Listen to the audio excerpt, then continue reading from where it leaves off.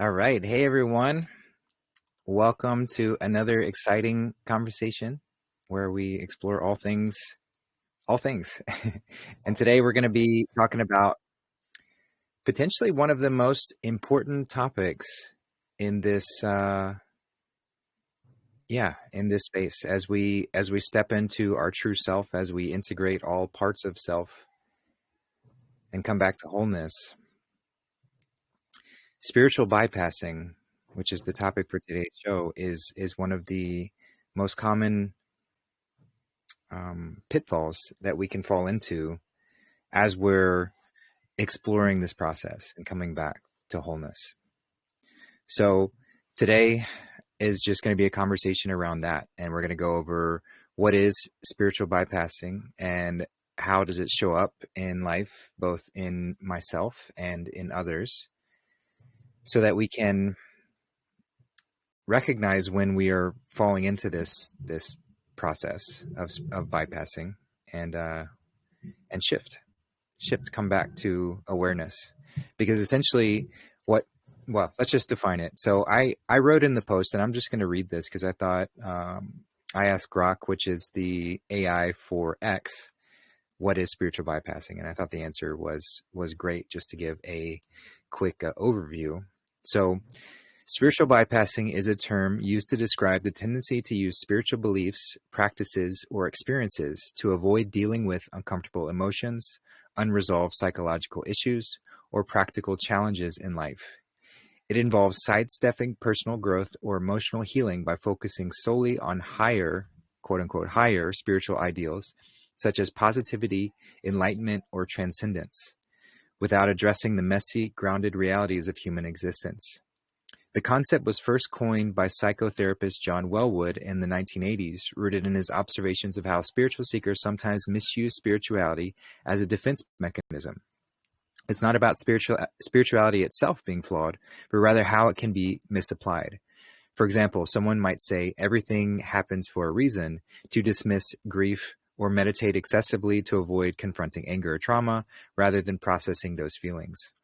Some common signs include overemphasizing positive thinking to suppress negative emotions, or quote unquote negative emotions, using spiritual jargon like just let it go, it's all an illusion, to avoid accountability, judging others for not being quote unquote spiritual enough instead of reflecting inward, escaping into practices like prayer or yoga without integrating their lessons into daily life. It's a bit like putting a Band-Aid on a broken leg and calling it healed. Because you're quote unquote vibing high, critics say it can delay genuine healing or growth, while proponents of spirituality might argue it's a natural phase for some on their journey. Either way, it's a shortcut that doesn't quite reach the destination. So yeah, I thought that was a great definition. And one sort of image that I want to present as we sort of explore this topic.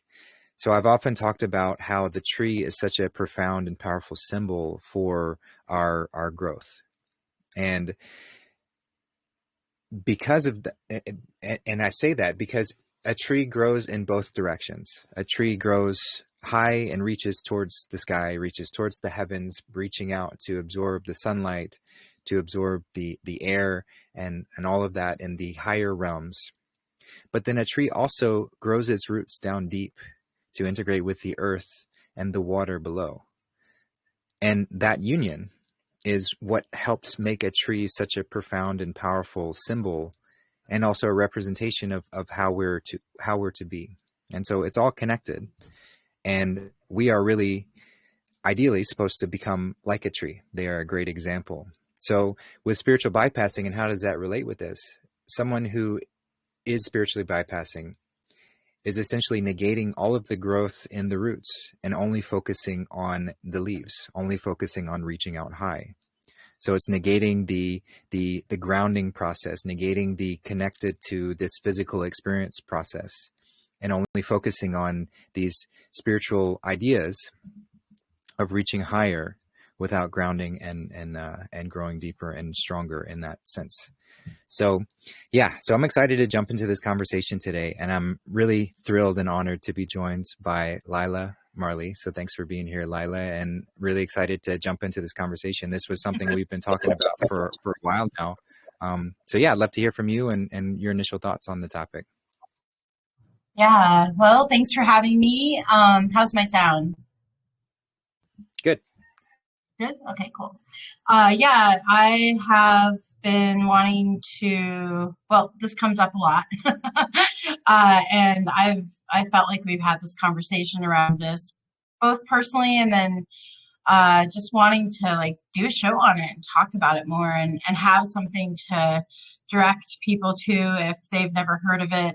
Uh, so I'm really glad that we're doing this. I think it's going to be great to have, just to return to, and I hope that everybody feels invited to join the conversation. We're going to be talking about it, but we'd love for other people to say what they think about it, or if they've had experiences, or just anything that comes to your mind around this topic. And yeah, I guess for me, that's pretty much what it is. And I really appreciate that way of describing it. They put it well, that AI.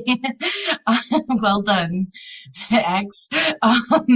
But for me, it's been something that I've wrestled with a lot because of being in the realm of like new age healing, and also being in the realm of sort of a silenced or a closet uh,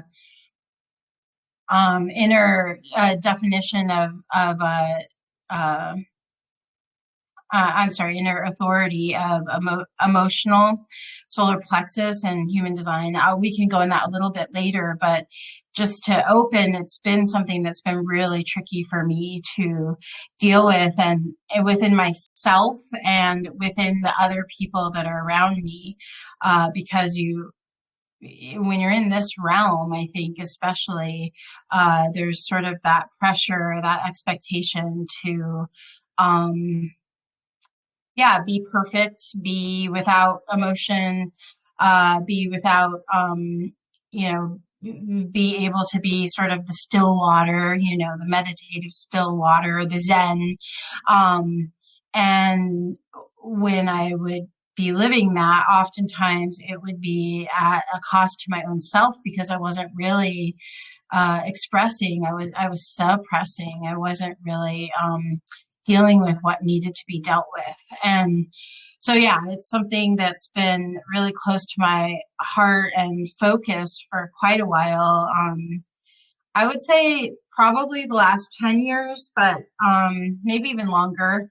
I don't think I knew the term before like the last 9, 10 years, but then there's also, as I've come into the patriot truth of a realm, the Christianity, right? So this movement into, uh, I would consider that I've been a Christian my whole life, but I certainly was not raised with religion. Some of you know that, and being around a lot of people who are much more influenced and deeper in their faith has been so beautiful for me in so many ways. And also, it's been really interesting to watch kind of this whole new group of people spiritually bypassing things, but in the name of, how would Jesus handle this? Or, what does the Bible tell us to do? And even within myself, turn the other cheek, right? An eye for an eye. Um, Beautiful, wonderful teachings, and ones that I innately agree with. And then also the way that I would do a disservice or have felt disservice done to me because of people living in that sort of uh, Christian way of looking at things. So, yeah, I'm really happy to talk about this. Yeah, great stuff there. Thanks for that. And it is something where when we, so it's like as we start to become aware of the self and we start to um, seek, we start to yearn uh, for teachings, and we start to yearn for examples, and we start to yearn for ways to better the self and to integrate with the self. Naturally, when we start to embark upon that, we're going to find and hear jargon and words language that we can pick up on, and we start to see others who might be practicing in certain ways, and that creates this ideal reality that we're aiming towards, and there's nothing wrong with that. However, the problems arise when we start to try and skip steps and label things as bad, or like Lila mentioned, label emotions as bad, because here I'm comparing myself and seeing somebody who I'm looking up to, and they seem to be in a calm, resilient state on a regular basis. And so therefore I'm identifying my emotions, or anytime I'm out of that state, as quote unquote bad. And so then as soon as I start to do that, as Lila mentioned, you're suppressing instead of expressing. Hey, Lila, we're getting a bit of feedback on your end. If you can mute. Okay. Thanks. Yeah. So you're suppressing these emotions instead of actually addressing them. And as soon as you start to do that, and you start to focus on just the ideal reality, you know, oh, I want to be like Christ, you know, I want to strive for that perfect example. And anything less than that within me is bad, or anything less than that in anyone else is bad. Well, all of a sudden I'm creating a schism, a split reality, to where I'm judging myself, or I'm judging others for expressing emotions or for having emotions. And you can see how that language pops up in the spiritual, you know, sort of new agey community, where they're like, oh no, I don't want to focus on the darkness because I'm only love and light. I don't want to address anything. I don't even want to let myself be sad because I just want to go meditate and remove the sadness from my field. And when we do that, we're not actually transmuting that emotion. We're not actually moving through it. You're simply suppressing it, and then that's creating it's strengthening of our shadow, or our unconscious, because whatever doesn't get resolved, we're essentially just brushing it under the rug and saving it for another day, and it's actually getting messier as it's staying there, and we're becoming less aware of it. So it's creating a split reality. It's creating a schism within ourselves. So we're separating ourselves further. And just as I brought up that example of the tree, the schism would be at the trunk. You know, you're negating, you're separating yourself from the roots, from your grounded space, because you're just like, no, that doesn't sound as glamorous. I don't want to play in the dirt. I don't want to get, you know, down in that stuff. I just want to focus on the heights. I just want to focus on the glamorous things. And so, as I mentioned, when we start to look to teachers and other people who have examples, we only see that side of them that is exposed, that is above ground. So from the tree example, you're only seeing the upper trunk and the leaves and the branches, but you're not seeing all the work that they might have done underneath to grow those roots strong in order to allow that tree to cultivate. Or we might find ourselves encountering teachers who have gotten really good at simply focusing on their leaves and their branches, but they haven't done any work on their roots and growing deep within. So these examples cause us to have this sort of weakened state of being, and then we're much more easily toppled over. You know, it's like if we're not building our, you know, our foundation strong within that, then we're going to fall over quite easily. So it's all about integration of wholeness and whole self, and not skipping steps. You know, in any capacity, we're talking about spiritual bypassing, but this can really come up in a whole host of different ways. Intellectual bypassing, you know, physical bypassing. We talk about it in the food space of trying to skip steps in our personal healing journey and moving through and detoxifying our bodies. So anytime we're bypassing, we're trying to skip steps. And that's because we're solely focused on that idealistic state. And our ego loves that. Our ego wants to reach that state because it's that sense of power. But our soul is yearning for us to become whole and not negate any darker elements within ourselves. It's not to avoid darkness, but to truly see it, integrate with it, and recognize you are that. You are both the darkness and the light. And so if we ignore part of ourselves, then we are split in that sense. So yeah, it's a great conversation to get into, and I'll just pass it back. Yeah, and then what does it do to our relationships? Sound okay now? Any feedback? All good? Okay. Yeah. So there's also that question of, what it's doing to ourselves around not expressing and living in the ego, and then what is it doing to our relationships? Because how can we have the foundational roots of community and real relationship if in fact we aren't really dealing with the things that need to be dealt with? And there's a lot to be dealt with right now with us coming out of years and years of living in fight or flight and being quieted and having all this, again, repressed and suppressed emotion, these kinds of things.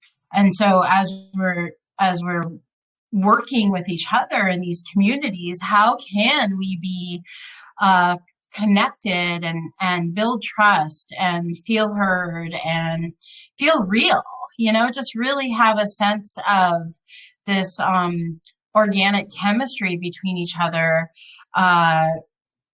when we aren't being real with each other, because it's sort of like, oh yeah, I don't want to deal with that, or one that's been real for me is like, well, that's between you and that person. And it's like, but we're all a community here. So if I'm coming to you with something that I've been involved with, yeah, not gossip, but like, hey, as a friend and as somebody who wants to see this community be so healthy, then I'm asking for there to be open communication. And that's really necessary for us to be able to feel like we belong, like we're connected, like we want to go further within the community and keep building the community, because a lot of these communities just sort of, have, it's amazing, you come together, you all have a very similar vision, feels good to be around people that know about what you know about or want what you want. And then after that initial spark, right, then there's that like, okay, now here's the hard part. Like we all are interacting and trying to build connection here. And within that, that's going to be, if we're allowing it, that's going to be some real raw feeling at times. And it's funny, it's like a catch-22. It's, if you don't do it, then oftentimes the community kind of fizzles out, because there's an awareness within us that we're not really connecting. And then if we do it and it feels too intense, or it's creating what might be labeled drama, right? Or just uncomfortableness, of like, I don't really know how to deal with this kind of a thing, which I feel a lot. Like there's a lot that I don't know how to deal with. And if it's creating that, then the community tends to sort of fizzle out, and that real energy of inspiration can't be there if we're not being honest to our feelings and if we're tamping them down. Now, I want to say, just for a minute, to go into the human design part of it, I'm what's called emotional. So that's about 50% of the earth right now, the population. And how if you have this in your chart, if you don't remember, if you haven't looked at it, is if you look square on your chart, the lower right hand, which is called the emotional solar plexus triangle, will be filled in. Okay. So there's an emotionality in the person that is emotional, according to the human design perspective, which is just another experiment, we like to call it. So not to get too dogmatic about it. It doesn't mean that the other 50% of the population does not have emotions. Of course they do. But in general, it will be a more logical, kind of reasonable approach to life. And it will also be very involved with cause and effect. Okay, so something causes an emotion that you like, maybe you want more of it. If it's an emotion that you don't like, then maybe you'll want less of it. So there is sort of this never-ending symphony between the emotionals and the non-emotionals, because they're really working with very different ways of being, and then they get they get the privilege of working within that, and when they know themselves, and they can come in and say, this is what's happening here, right?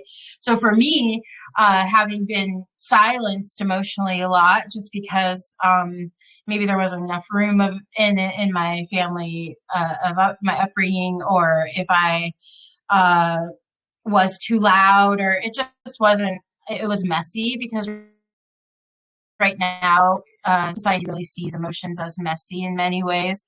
So it was too messy, right? It was like, okay, not here, not now, whatever the story is. So for me, it's oftentimes that I've learned to suppress emotion. And as I'm coming into myself and being myself, it's very important for me personally to say, no, actually, I am angry right now. No, actually, I'm very sad right now. I need to cry. I need to, whatever the emotion is, right? Whereas for somebody else, it might be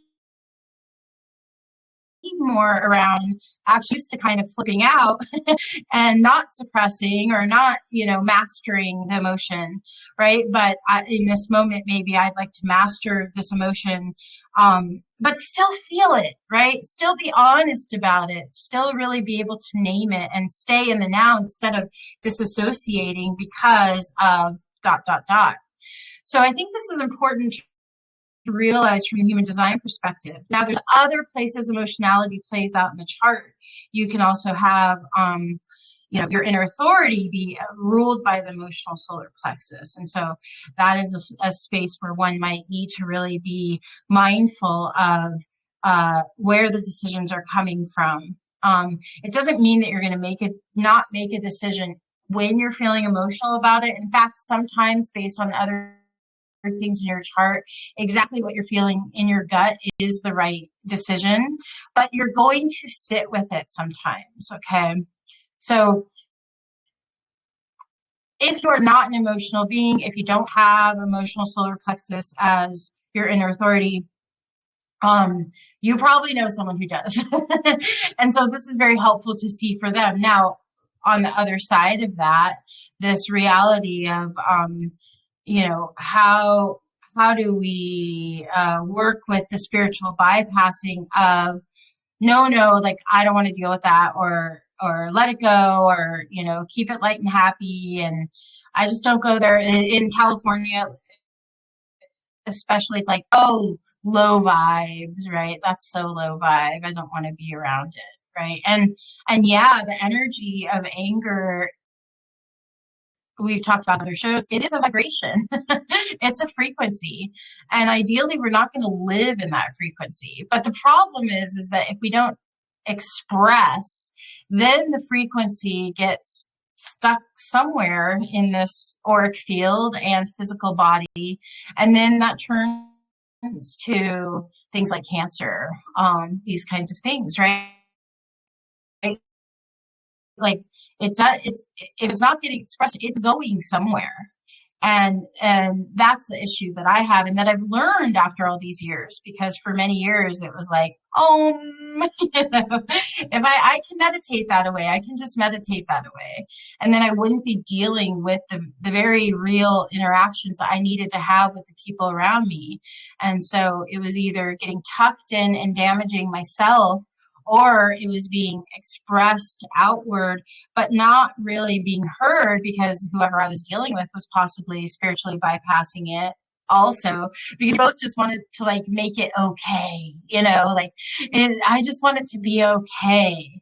But sometimes things aren't okay. Sometimes things are like, we got to break down to break through. We get the privilege. And the beauty of the connection is that, a lot of relationships don't really last if they've never had a disagreement. They just don't, right? Because in some place there's a level of safety and knowing that you've expressed whatever emotions that you've needed to. If you've never cried in front of somebody who you deeply love and really, a love relationship or a friend relationship, there's an at arm's lengthness that exists, right? Just haven't gone there. You haven't gone deep, they say. And that really can negative, I think almost always from my experience, can be the death of the relationship versus, hey, we had a fight about this, or hey, we both had really strong emotions about what we think is right here, but let's bring it to the table. Let's talk about it. Let's not just, pack it away back there because we don't feel safe enough with each other in this relationship, in this community, to have the hard conversations and feel uncomfortable. Yeah, I think that's what I have to say about that right now. Yeah, great stuff. We got everything that you said, but your video is getting a little choppy and the audio was a little choppy at times. So I don't know if there's anything you can close bandwidth wise to maybe help with that. Just heads up there. But yeah, great stuff. And it is that sort of avoidance of the discomfort that leads us into all sorts of issues. We don't want to feel this emotion because it's uncomfortable. We don't want to address this this bit of conflict that might be coming up within those we care for, or between us and someone else that we care for, because it's uncomfortable. And anytime we're in that avoidant stage, we are negating the warning sign that the divine is bringing us. And this is very akin to symptom suppression in mainstream medical ideology. So when you have a sickness, what do mainstream doctors tell you? They give you a pill or something to suppress the symptoms. But the symptoms are there begging you to address whatever it is that they're calling out for. So if we don't address that symptom, the root cause of that symptom, not just put a Band-Aid on it, not just take an ibuprofen because I have a headache, but why am I experiencing a headache? Oftentimes it's dehydration. Just a side note for anyone who experiences headaches, dehydration is one of the main causes to headaches. So if I'm negating the sign that my body is giving me, the symptom, to say, hey, you're dehydrated, you should probably drink some more water or hydrate yourself, or re-examine your patterns that are bringing you to the state where the headache is prone to happen. If I ignore that and just take an ibuprofen or take whatever, then I might feel good in that moment, but I'm kicking the can down the road and the problem's actually getting worse. I'm not addressing any hydration. There's no hydration in those pills that I'm taking. So the same thing, and then eventually that turns into a much more debilitating disease. And then people throw their hands up and like, why is this happening to me? Does God hate me or whatever? It's like, no, God gave you a perfect body to give you all the signs and symptoms of what to address and when. And we just choose to ignore it and choose to take the shortcut, choose to take the seemingly easy route, but it's actually much more challenging. And so you can apply the same model to spiritual bypassing and this avoidance strategy of addressing what's right in front of us, whether that be an emotion that we're experiencing that we're like, oh no, my love and light guides tell me that having anger or jealousy or any of those things is bad, and I need to just pretend it doesn't exist or go meditate my way out of it. That is just kicking the can down the road. And as Lila mentioned, that energy is being trapped in my body or my mind or my spirit in some way. And I'm going to have to address it at some point or another. And when these issues pile up and accumulate, then that's where we see more common diseases, and it becomes much more difficult to even identify what the root cause is. So if we can flip that to embrace discomfort, not that we go seeking it, but we embrace when it rises, because it's like, that's the sign, the symptom to say, okay, what is it that I'm avoiding? Why am I uncomfortable with approaching this right now? Why am I labeling this as and you mentioned it, but I would say the vast majority of the time that people say that they are, oh, I don't do drama, or I don't gossip, or any of these kind of things, it's some process of avoidance. Because in a community setting, if there's an issue, if there's conflict between two individuals, or whatever that looks like within a community, that's that symptom. Just as I was talking about the headache symptom within the body, that's the symptom that's, hey, something's off here. Some root cause needs to be addressed of why there is a discourse between these two, or discourse between this party of people. And if I avoid that and say, oh no, I don't do drama, I don't want to do that because it's uncomfortable, well, then I'm saying I'm choosing the symptom suppression of avoidance, which is like taking the ibuprofen for the headache, but ignoring the long-term consequences that are coming, which in a sense of a community means that community is going to be degraded. That's the disease that's spreading from within.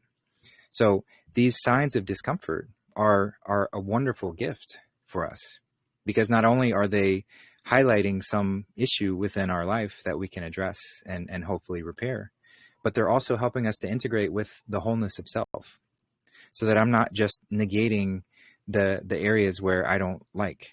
You know, I'm not building my shadow, because that's what happens when we avoid what we're facing in lieu of going solely towards what's comfortable.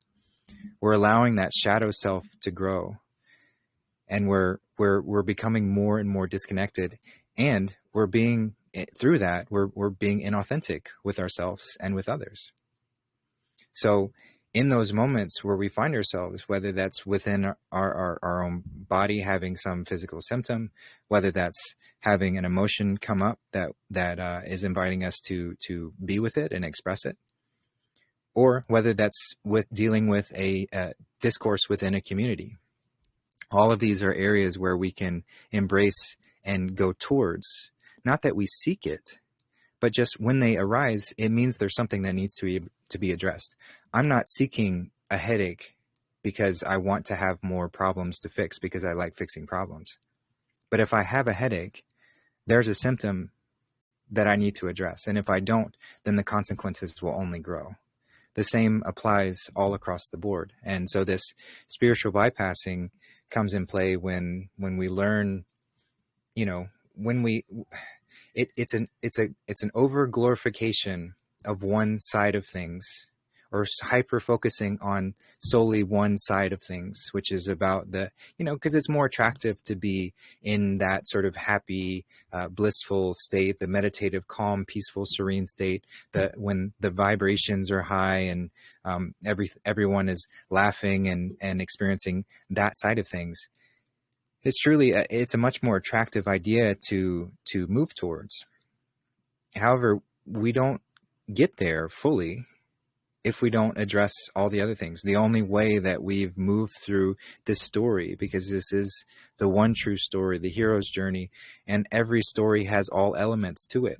It goes through the full gambit, the full spectrum of emotion and things that we experience, so that when we do reach those states of bliss and happiness and joy, they are so much sweeter and more palpable.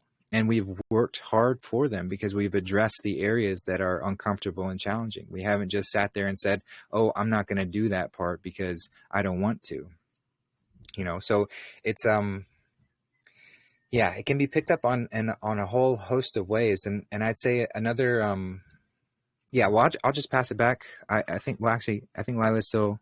Are you back, Lila? Did you want to jump in there? Yeah, I saw you. Oh, there you go. Yeah, can you hear me? Yeah, we can. Okay, sorry about that. When I was when we were starting the show, it said Telegram up. Yeah, it's still breaking up a little bit though, so it's something So to do. I went out, and hopefully that will solve it. Is that better? My phone. No. Yeah, something to do with your connection. Yeah, hopefully she gets that figured out. But yeah, if anybody else wants to, go ahead. No, I'm back. Sorry, I just switched to my phone. Sorry about that. Okay. No worries. Yeah, that's much clearer. clearer. I just wanted to say a couple of things around what you said. Exactly. It is more attractive, or it's seemingly more attractive. But what made it more attractive? Like, who was it? There's these two truths, right, that exist simultaneously, that for me at least, I've come to a place where I actually find it attractive to see people doing the work. And if somebody's feeling uncomfortable, if they have an issue with me or something that's gone on, like, I find that so much more attractive than especially finding out later, that they silenced themselves and they didn't really speak their truth in the now.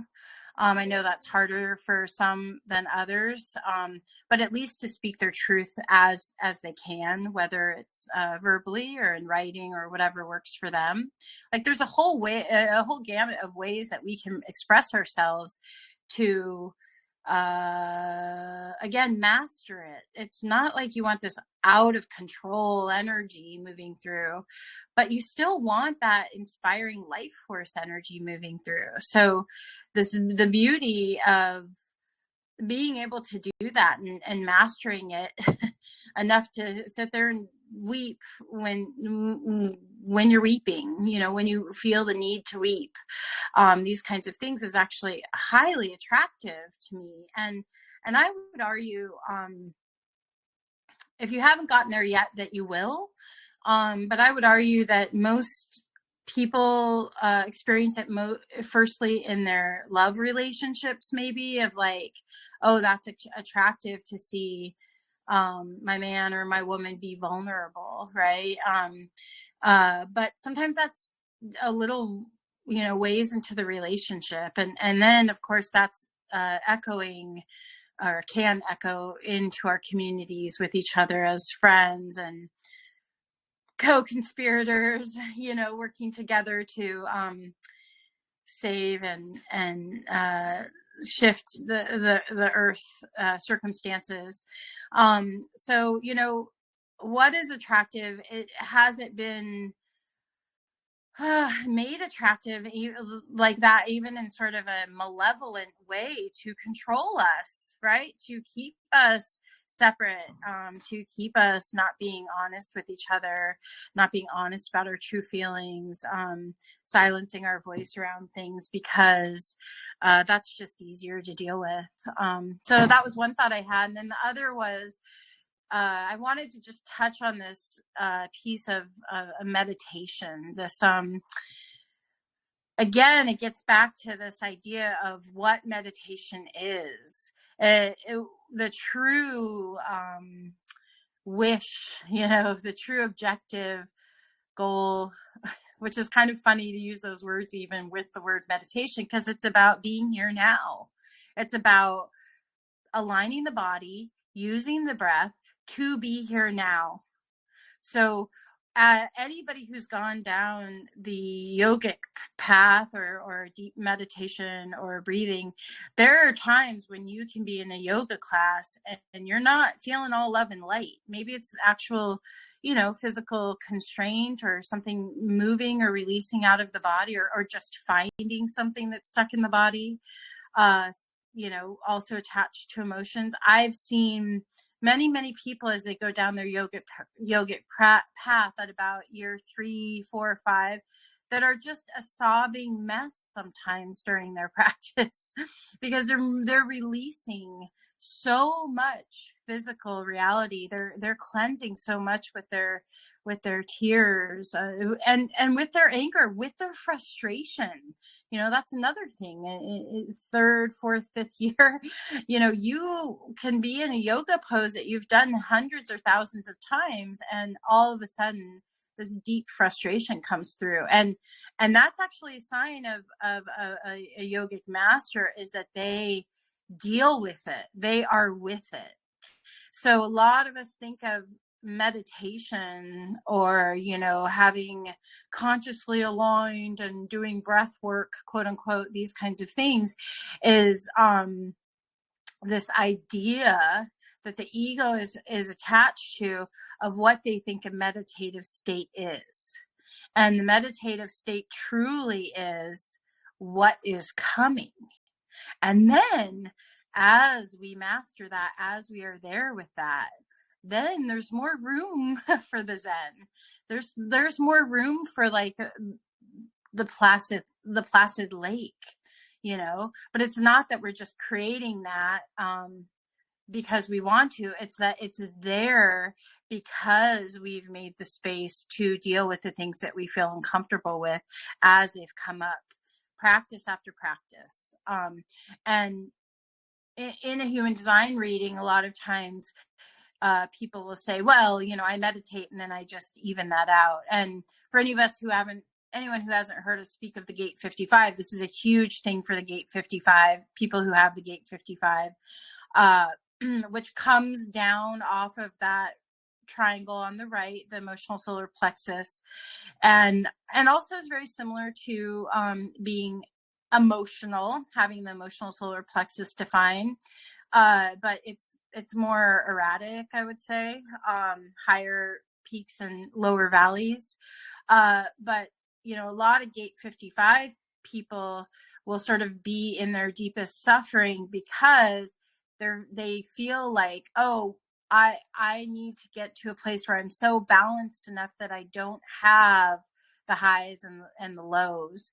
And the truth in it, which is always taught with the gate 55, is that when they really get their maturity or their freedom within the gate 55, is that they've actually stopped trying to bring that balance to the gate 55 necessarily, but they've started to deeply understand that that is them, that they are meant to go on that high. They can be that fast flowing movement of energy. And then there's going to be times when they lie in bed for a couple of days, and to have peace within that is actually the healing. That's actually the balance for gate 55. And at a lesser level for those of us that do have emotional components in our chart. So this is the other part of it, is like, what does meditation, what does a meditative state mean to you? Because if you're thinking of it as like, oh, some yogi master sitting on the top of a mountaintop who's just breathing, and there's nothing moving, right? That took that being a long time to get to that place if they truly are in that state. And you will find that those people, those true masters, the yogic masters that I've met, they express emotion really well. They often will be the first to cry when they look at, smell a cherry blossom or look at a beautiful sunset, because it's just the life force is moving through them so fully. So I think I just wanted to sort of flesh that out a little bit, because in our, especially, the Western world that has sort of, at first we demonized yogic values and these types of things, and then we've put it up on this pedestal, but we've created, something that isn't actually what it is. So how can we be here now?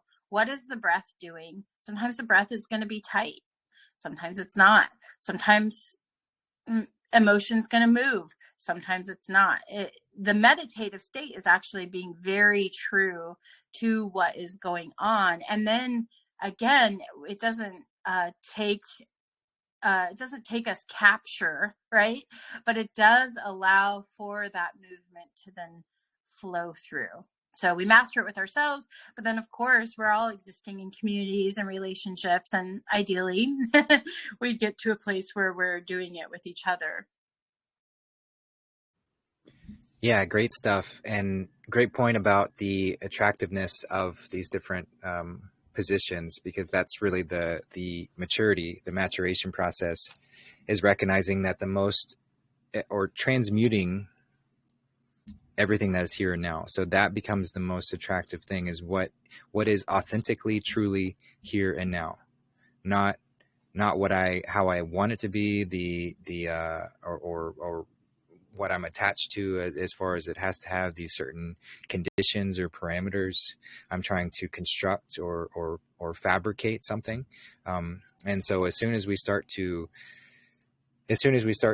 do that, where we're trying to construct a scenario to where I'm only having these emotions or only having these feelings, then I'm avoiding what is here and now, and I'm creating that schism or that split.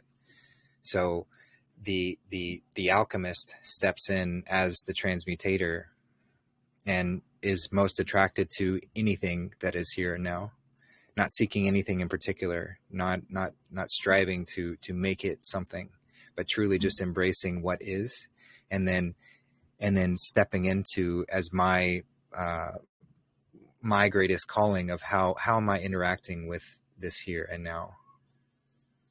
Yeah, that's a great point there. And then as far as the meditation goes, yeah, that's where it gets tricky, and why I can see why there are secret societies that have initiations, where you have to prove yourself in order to be initiated into higher orders of information, of gnosis.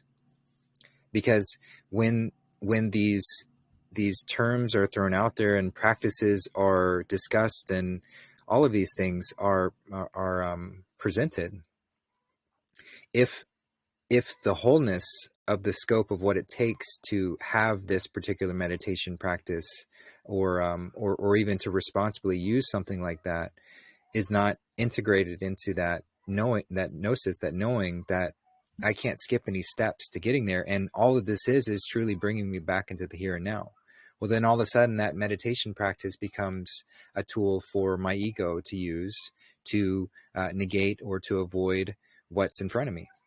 The ego hates being here and now. I mean, I shouldn't say that. It's typically averse to being here and now. It wants to stay in the past, worrying about what happened, or it wants to focus on some idealistic future.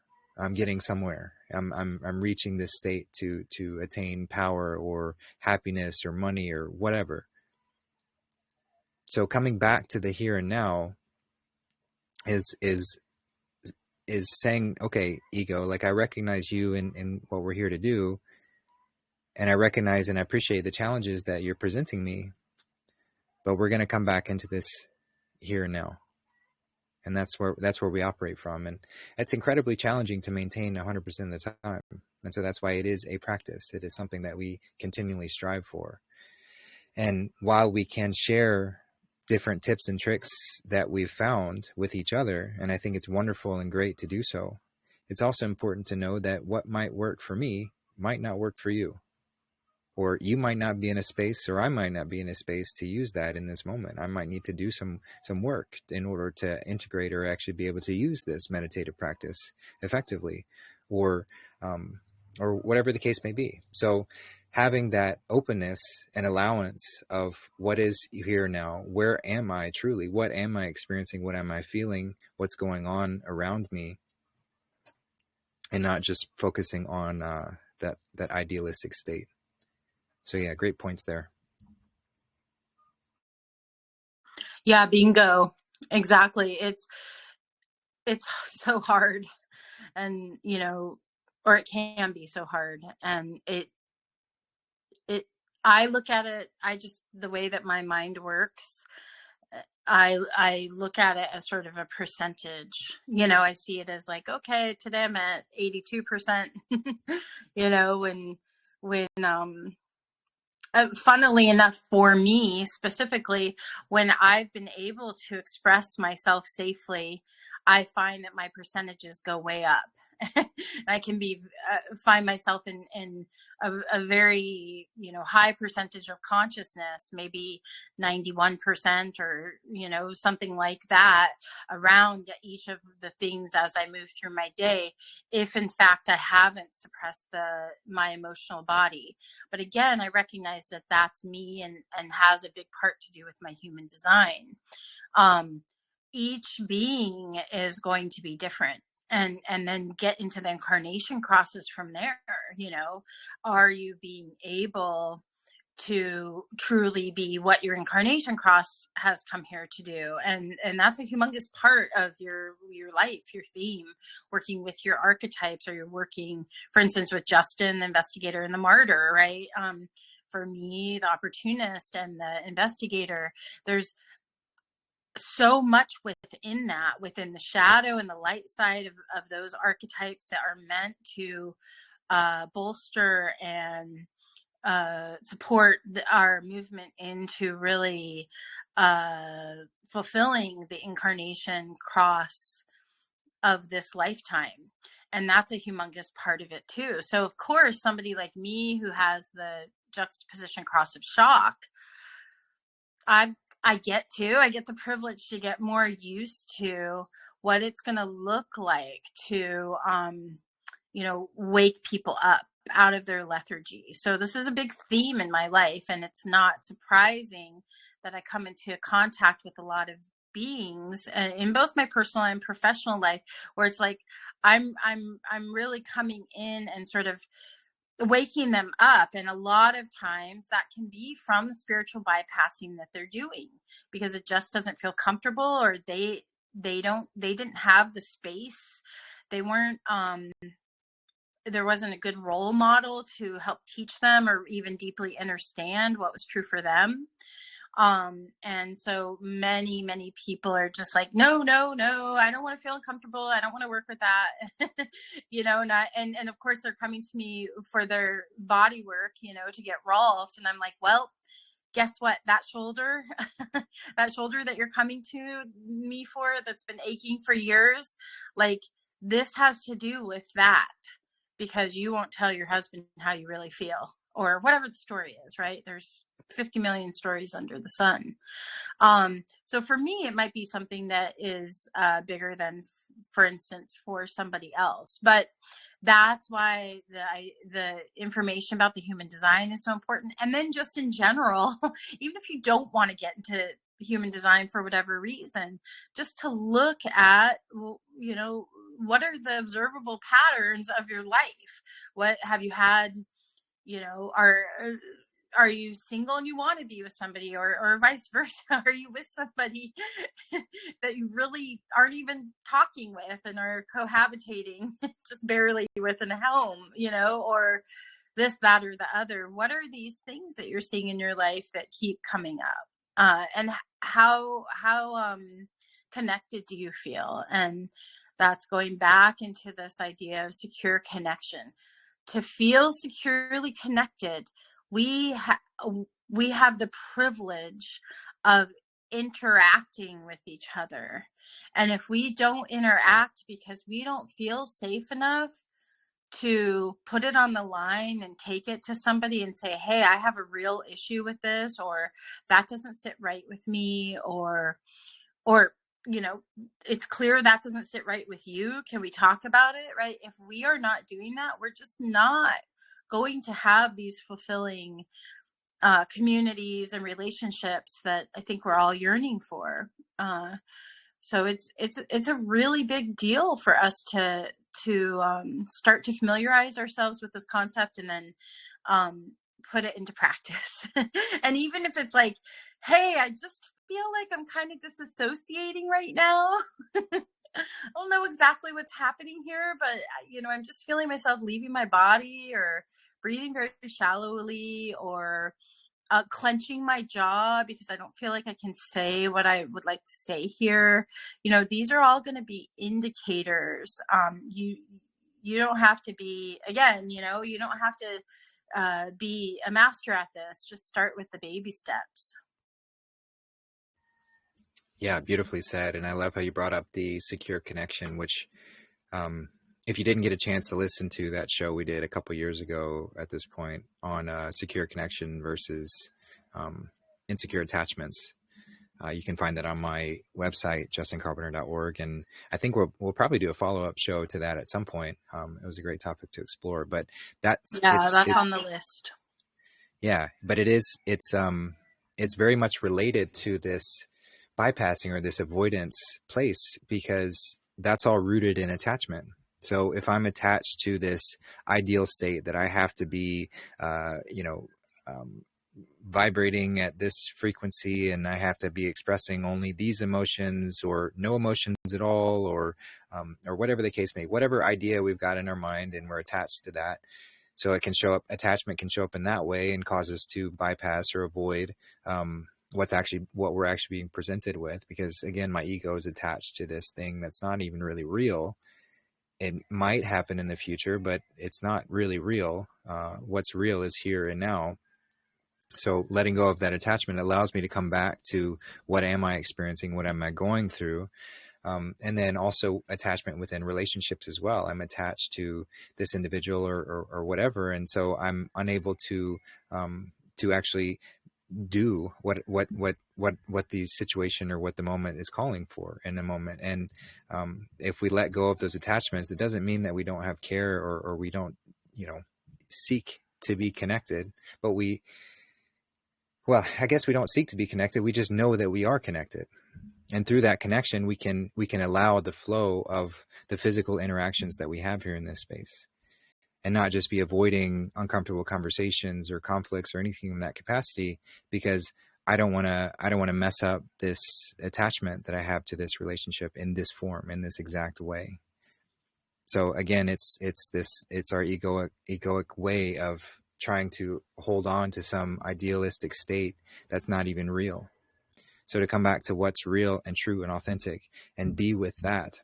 And if we need to have an uncomfortable conversation, okay, that's beautiful. And truly, as Lila mentioned, the fullest and most vibrant relationships that we have are the ones that we've had uncomfortable situations. Not that we're seeking them, but it means that both of us feel safe and secure enough in that relationship to actually step into our full authentic self.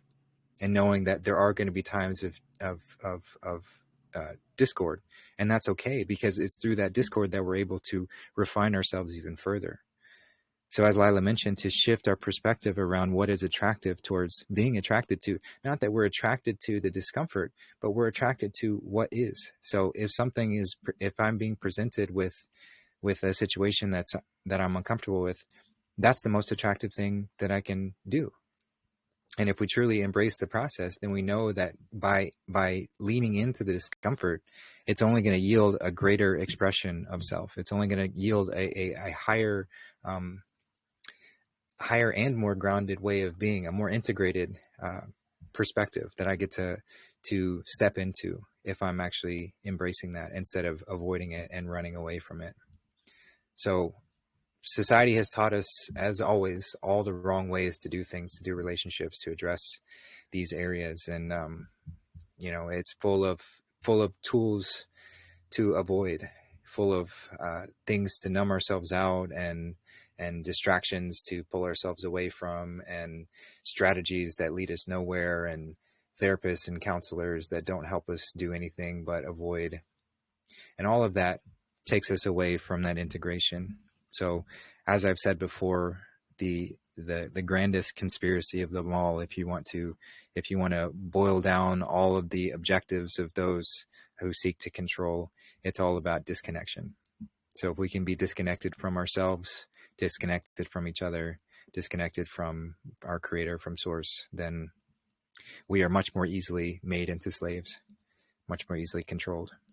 So facilitating those connections, facilitating that authentic expression, and truly being true to myself, then I'm connecting with myself, and then I'm trusting the connections will be created and strengthened by those who are truly aligned with that same process. And those who aren't, that's okay. I don't need to judge them or have any sort of resentment.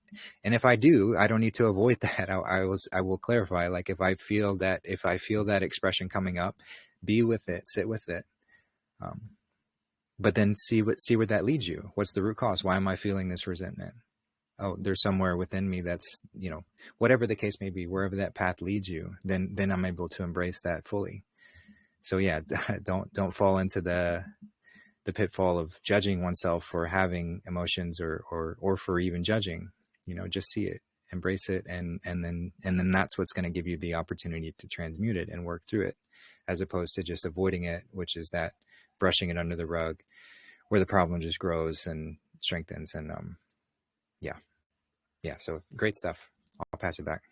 Yeah, as you were saying that, I was thinking of, the Christed teachings and this idea of like the belief and, have the faith of a mustard seed. And isn't that true faith, when you're willing to have these uncomfortable conversations with your peers, your lovers, even your neighbor, whoever, like, and trust trust that this expression is going to lead somewhere. And even if it's just like, oh, okay, we don't have alignment here, you know, that we talked about this in our first human design reading that we did for Justin. It's like, okay, how much time are we all spending? How much energy? Not that it really matters in the grand scheme of things, but it's like there is so much energy being pulled into like mucking around, with each other down in the mud, like, and that's okay.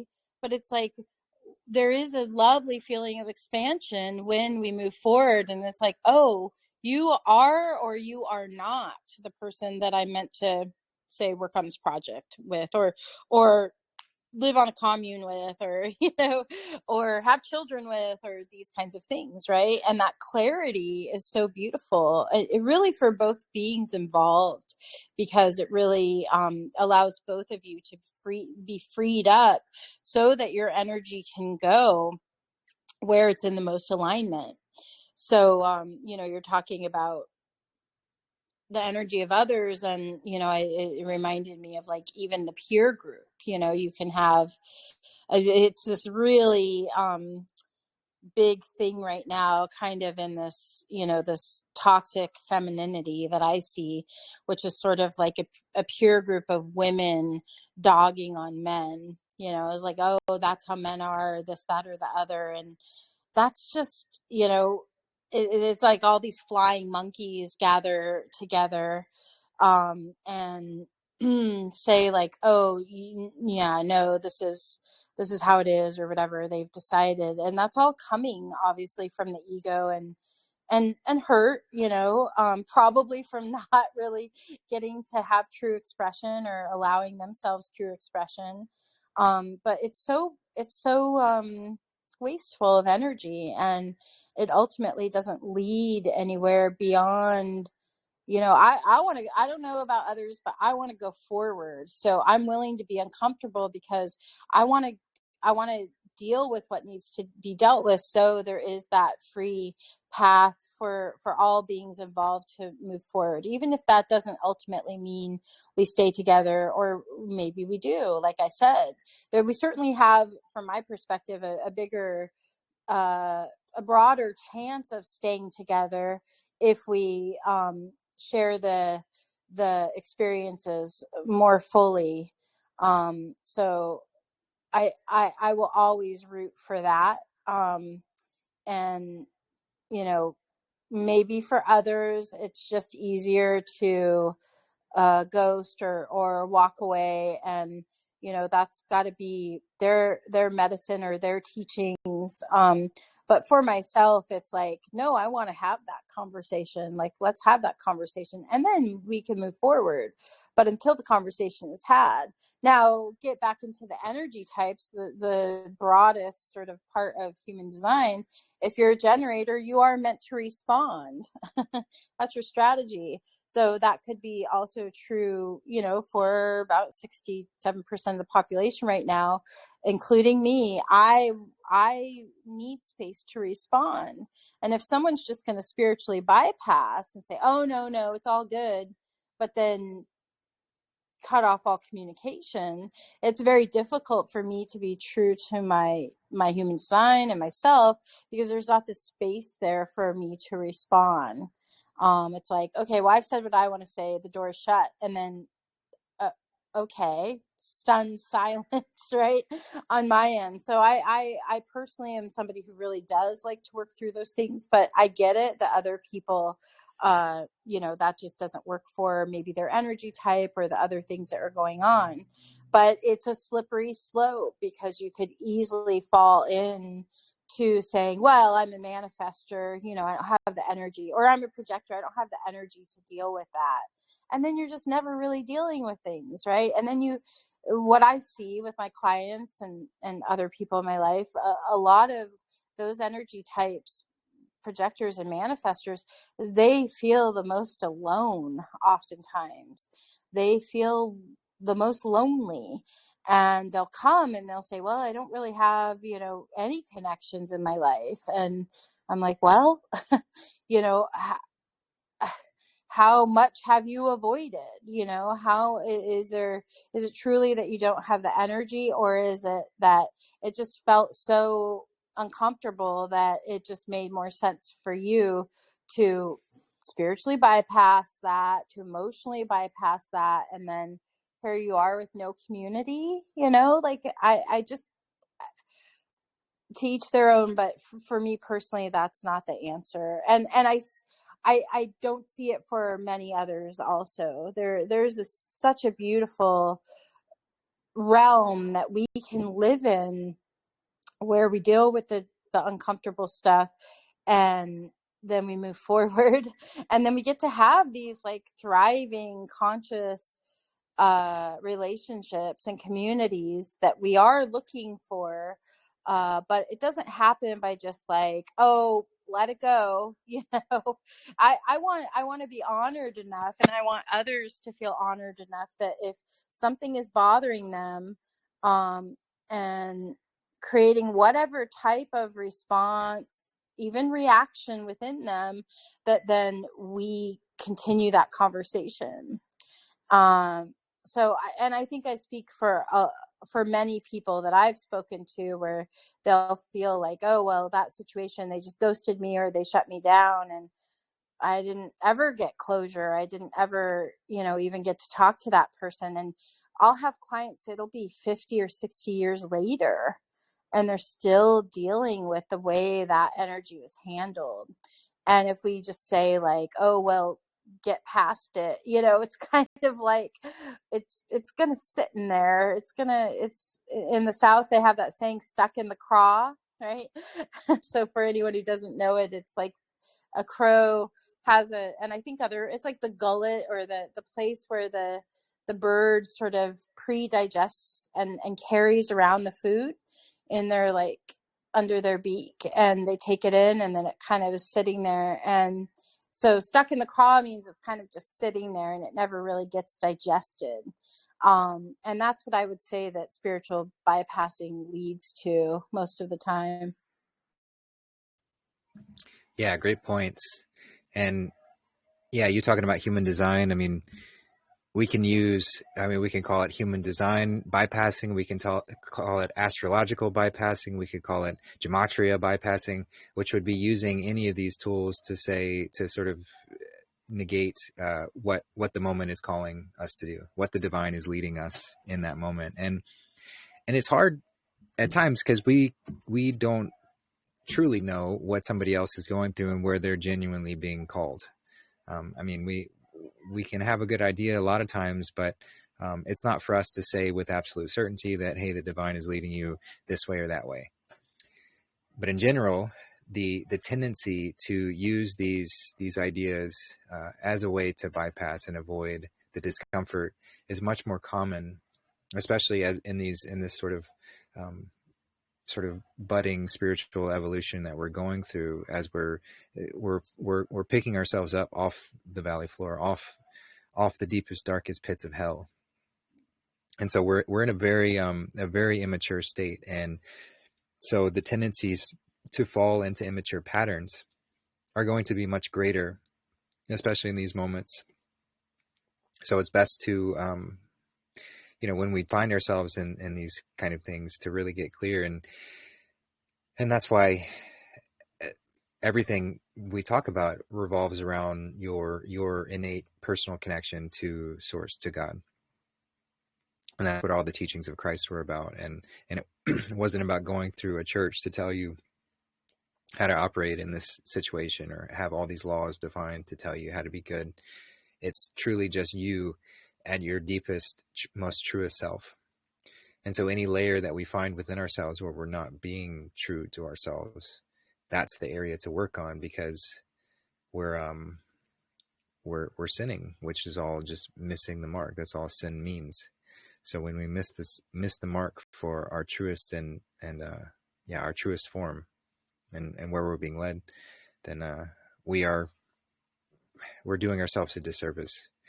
And I say that, and again, don't use the language and the what we're speaking about here as another as another tool to beat yourself up as well, because that's just another form of spiritual or can lead to spiritual bypassing, when we beat ourselves up for, oh, I didn't do this the right way, or I should have done this or should have done that. And we can so it's like that. It's the middle path, the balance, right? Because we want to reflect on what we're doing, have that introspection and willingness and humility to be able to move without adding fuel to the egoic ways of beating ourselves up for having these experiences or for making quote unquote mistakes. There are no mistakes. There's only opportunities to grow. And when we can reframe our perspective around that, reframe our perspective around the discomfort as merely an opportunity to grow, then it becomes so much more fluid. And well, it can be. And the times where it's bumpy and rocky, then that's okay too. But we just accept whatever is for what it is and continue striving. And the natural evolutionary process happens within that. So yeah, it's great stuff there. And then I wanted to mention too, another sort of, because we've talked about this in the watch parties at times, like how sensitivity can be used to spiritual bypass as well. And again, this isn't something where I can say with certainty what somebody is doing when they proclaim, oh, I'm too sensitive, oh, I'm too much of an empath to have that conversation or to deal with that or to see this horror movie or whatever. I'm too sensitive for that kind of stuff. And everyone has to find their own space within that to refine and grow. But if our default is like, oh no, I'm an empath, so I'm not going to have that, I'm not going to deal with this argument, oh no, I'm too sensitive to watch this thing, so I'm just never going to, I'm not even going to consider it.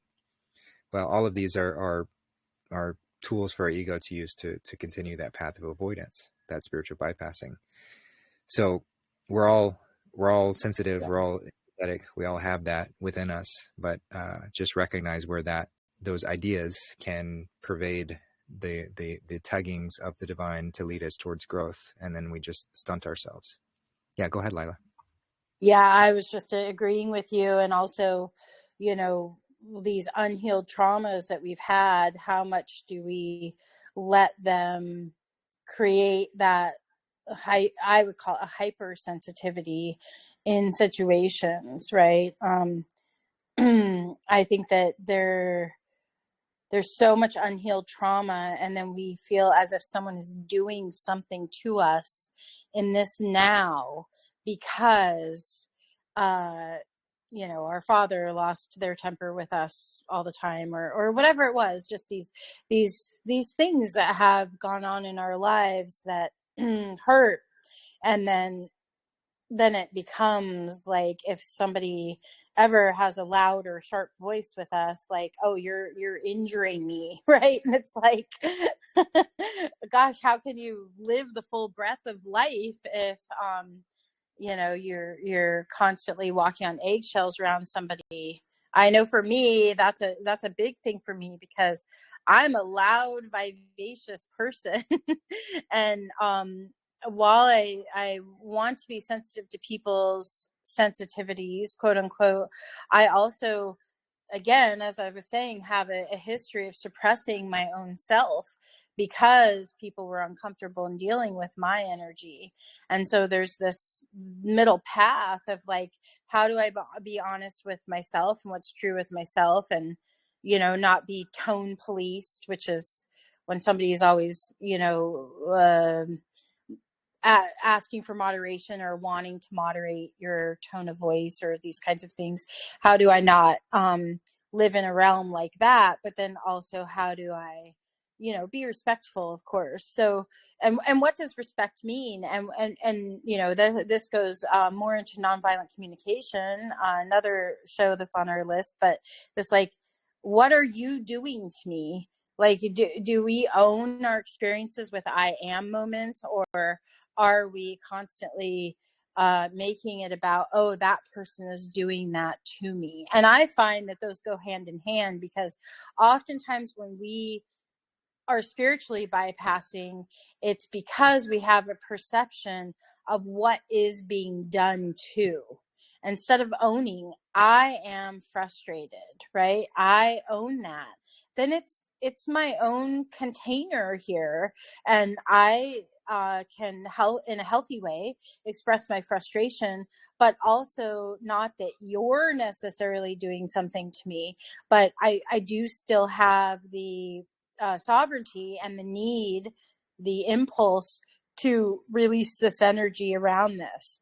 So I think that that awareness makes a really big difference as far as a nonviolent communication perspective within it. And then circling back around to, you know, also how does one live in a realm where they are honoring, you know, their needs, and we could call them sensitivities, these kinds of things, and really knowing themselves, and then also realizing or owning the fact that sometimes that sensitivity is sort of I guess holier than thou, or I'm above all this, you know, kind of an air.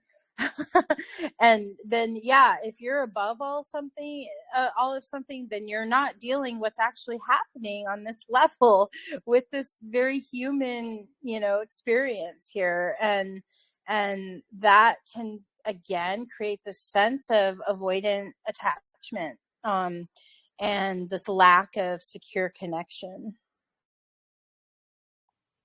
Yeah, great stuff. The spiritual ego of similar to spiritual bypassing, but the spiritual ego, because the spiritual ego is what does the spiritual bypassing. But the spiritual ego is simply the ego having adopted spiritual sounding terms or perspectives in order to use that sense of superiority, that elitism over others. So that can happen quite often. And if we find ourselves in that space of judgment of others for whatever we perceive as their level of spiritual advancement, if you will, then we're falling into that pitfall of one, bypassing that we are still, you know, obviously not being very connected or spiritual because we're judging, but also just negating the process. So bypassing that layer. So yeah, great stuff there. And then on the nonviolent communication, I wanted to note too that nonviolent communication can also be used to bypass. So I've experienced directly of while I think nonviolent communication is one of the best formulas for communication and sort of reducing the likelihood of somebody becoming triggered, that formula can also be used by somebody to avoid being truly honest or authentic because they're trying to curate their language in a way that's inauthentic and not true. So nonviolent communication bypassing can be prevalent as well. Now, I don't see that to take away, and I do think we should do another show on that. It would be an awesome topic to dive into, but just to have that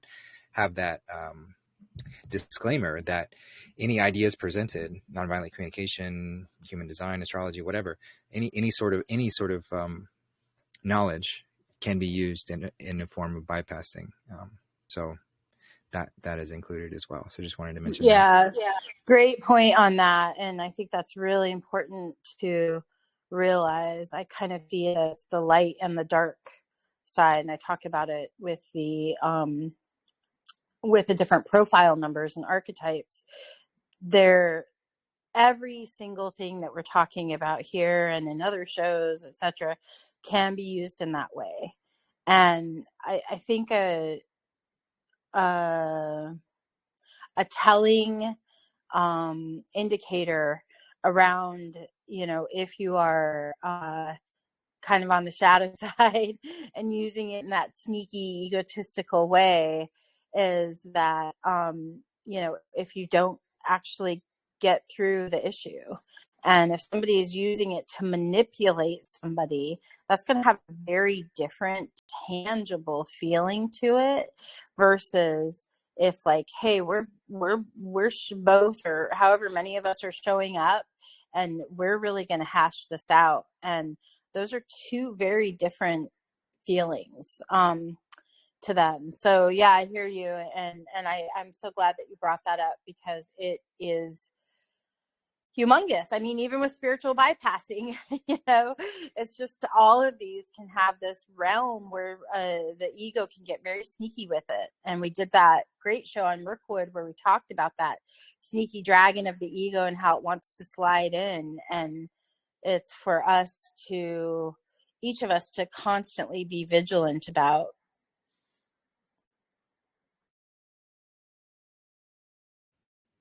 Yeah, exactly. It's that's why Satan is called the deceiver, and that's just a metaphor for our ego. It's always looking for deceptive ways to reclaim power. And you might ask, well, why does that happen? Why do we have this constant thing within us that we can't get rid of or move away from? Why is it always challenging us and trying to usurp our sovereignty? Well, it adds to the challenge. It keeps us from becoming lazy and slothful and complacent. Because if we don't stay vigilant, if we don't stay aware and stay aligned with following this path and constantly, constantly putting one foot forward and staying continuously aware, then there are consequences for that. And all that's doing is lovingly, even though it may not seem loving, but it is a very loving way to give us inspiration to get us to move, so we don't fall prey to the ego's tactics. But it will disguise itself in whatever form it wears. It's often described as a man with 1,000 heads, or it embodies all sorts of things. So it's good to not identify it based on the external appearance, but truly see it at a deeper level, and then the tall tale signs of the ego become much more easier to see, and we become more efficient at addressing it when we need to. And it becomes clearer because your circumstances, the atmosphere, your environment around you also will go through unrest, I believe. And then what ends up happening is, like I was saying, that yogi master who really has done the work, you get to this place where it is mostly Zen. it's mostly calm. And then when those moments come up, of dysfunction or whatever, issues coming up with people, it's like very clear that this needs to be dealt with, hopefully sooner rather than later. And then it's such a privilege because you get to like jump right into it and be like, okay, like, let's do this, because, we both have this beautiful, secure connection, or we're building, or we're always continuing to build it with each other, where we're deciding on where we're going to be in each other's circles. Are we going to be in the innermost circle? Are we going to be in the outermost? What's happening here? And so we can actually make that choice together, instead of I am doing this to you or you are doing this to me, right? And going back to the 4 agreements, just not taking it personally, but also still doing the work to get there, right? Because we all know that feeling of like when something has sort of been shelved and it's sort of sitting up there rotting, but it hasn't really been dealt with. That's what I was talking about earlier, where some people you'll be doing a reading or doing body work with somebody, and it's like, they're like, oh yeah, that. It's coming to me, like I've seen this a lot with partners, just to be specific. And this is something that I've just ended up having a lot of women and men in my healing space who have worked with deciding mutually, or maybe not mutually, to abort a child, and the way that that sticks kind of in the psyche, for, you know, various reasons. And it's like, that's just sitting there. You know, I've had clients that are still processing that decision that they made when they were 20, and they're 50, 60, 70. You know, it's big. So if you feel that stickiness getting caught up in there, then that's a great indicator that the bypassing has happened, right? No, you're not really okay. It's still there, you know. It still hasn't been worked with. And let's, right? Like, it's such a beautiful gift to it, from my perspective, it's such a beautiful gift to have both parties be willing to just kind of show up and do the work together. And it doesn't necessarily mean that you're going to be best friends, or you're going to even exist in the same community anymore, or you know, be married to each other. But it means we have enough secure attachment, and we love each other enough that we're going to show up and figure this out together. And then, you know, we all know what that feels like when something has achieved a state of clarity, a state of closure if needed, you know, a state of like, we're all good here with this. And the energy can move forward and flow forward, like a beautiful river, as it's meant to, instead of being caught up in kind of the boggy logs. We do know that feeling. And that's what we're trying to get when we spiritually bypass, funnily enough. But there, we haven't really done the work of that, right? We haven't dredged. A lot of us really, really don't like to do the dredging. Yeah. Thanks. Yeah. Yeah. That's alchemy, right? So to be the alchemist is to embrace every opportunity to work with lead, because we know that we have the power to transmute that into gold. It's not, but that's where it can get tricky, because if we encounter others who are embracing their inner alchemy and are transmuting that lead into gold, often the gold is all that gets presented, or that might be all that we see. And so then we're like, oh, I just want to find the gold. I'm just going to go seek the gold. I'm just going to go look for the gold. But you don't realize the process in order to get there has to be that transmutation process. So shifting that, then I get to embrace every opportunity within my relationships, within myself, where that lead is presented, where that discomfort is presented, or however that shows up, and move through it. And I'll just say that, you know, to what Lila was saying, sometimes the movement or the flow is for a separation between parties. Sometimes that's the most ideal situation that can occur, if there's misalignment. So it's not that we don't go into conflict resolution or anything in that capacity because we're aiming to separate, but it's there to again be present with what is, not be attached to some ideal that this has to be a certain way, or it has to look like this, and just allow that present moment to take us where it needs to go. And if we have to part ways, we can do so lovingly and say, hey, this was wonderful, and I'm so grateful for the lessons and the opportunities, the experiences together.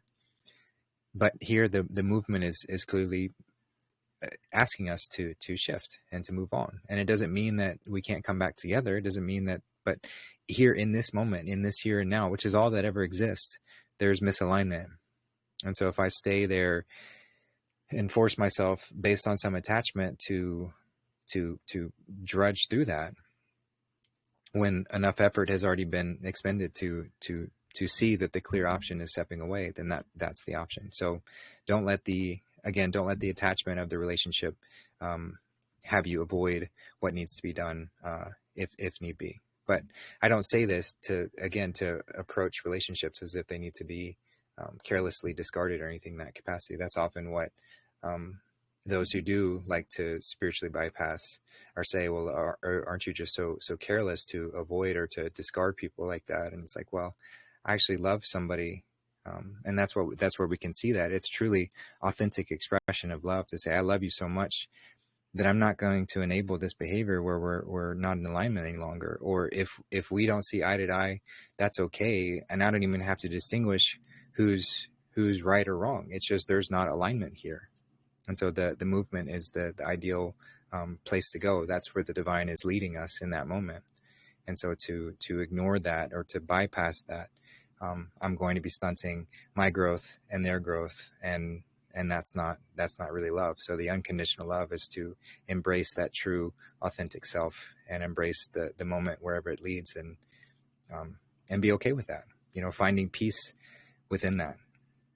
But again, not beating oneself up if one doesn't find peace in this process. It takes work. It's a challenge to move through that and transmute all of that. So when the emotions come up, when if anger or bitterness or resentment or any of that comes up, see it, be with it, and transmute that.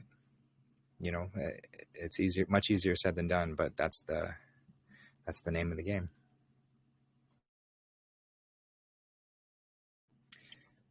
Yeah, exactly. Beautifully said. I'd love to invite anybody into the conversation. If anybody feels moved to say anything, could we open up mics or just have whatever you want to do, Justin?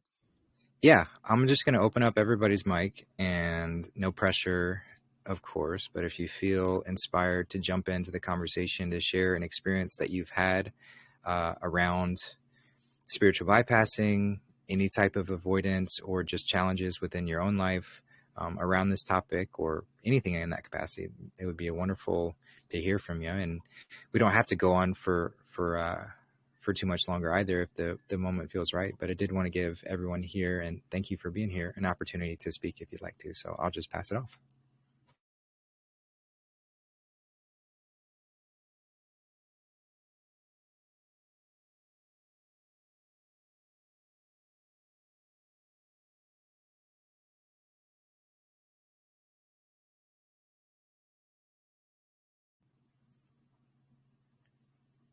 All right. Well, no worries. This has been a really good conversation. Did you have something else, Lila? Yeah, I was just going to say that the self-inquiry is so powerful, and I really feel like it's very God-led. It's very godly to be looking at this deeply within ourselves. And if nobody wants to comment right now, which I totally get, I also just pray. I bring a prayerfulness into this conversation, that it fall on the right ears at the right time, and that those that wish to have this conversation in a deeper way either have it with each other, or feel free to message us. We can always do a part 2 of this conversation if there's people who want to give this some thought and then come back to it. But this deeper introspection and self-inquiry is loving yourself, and it really is such a godly way to be, such a Christed way to be, again, towards ourselves and then also for others. Thanks. Yeah, beautifully said. It is. Yeah, it truly is. Yeah.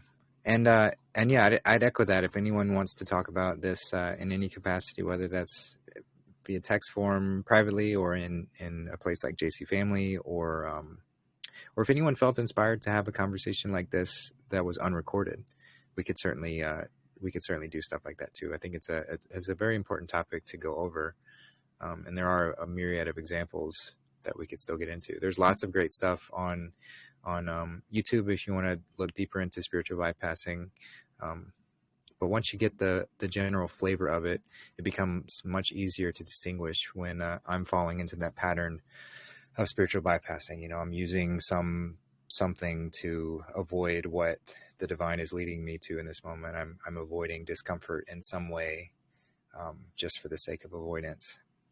So the more that we can empower ourselves to see that, we might not see it exactly in every moment when it comes up, but the more practice we become at it, the quicker our ability to see it when it does come up, and then the quicker our ability to transmute it, to alchemize it, becomes as well. So that's why it's called the practice.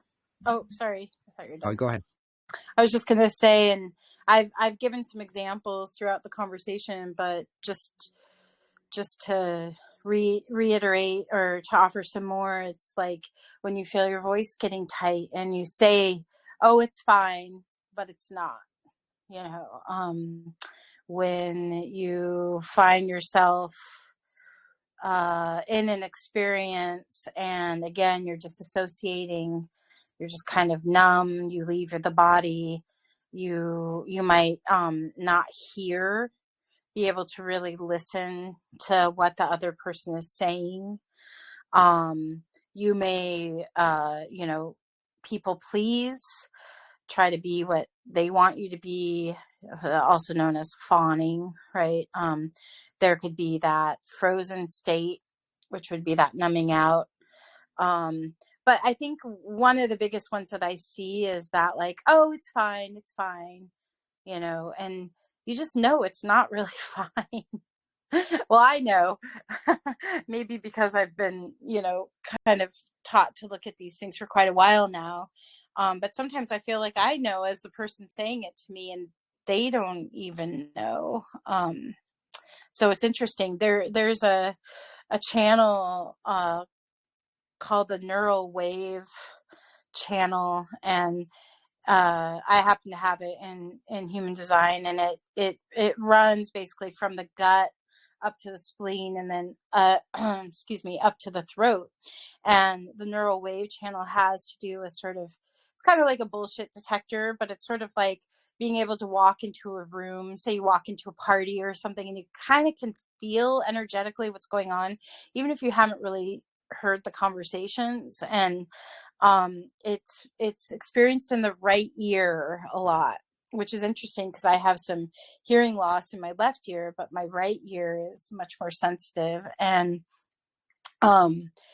you know, this is part of that, I think, you know, really being able to sense or hear even in somebody's tone within their voice, as far as, are they really fine, you know, or have they just gotten really used to that. And I see this especially of, you know, women like in my mom's generation and even the generation before. So that would have been women born in the, you know, 40s, 50s, 60s. There's that just kind of like, it's fine, no, you know, I'm basically like barely holding this together, but I'm fine, you know. And kind of like, no, wait, are you? You know?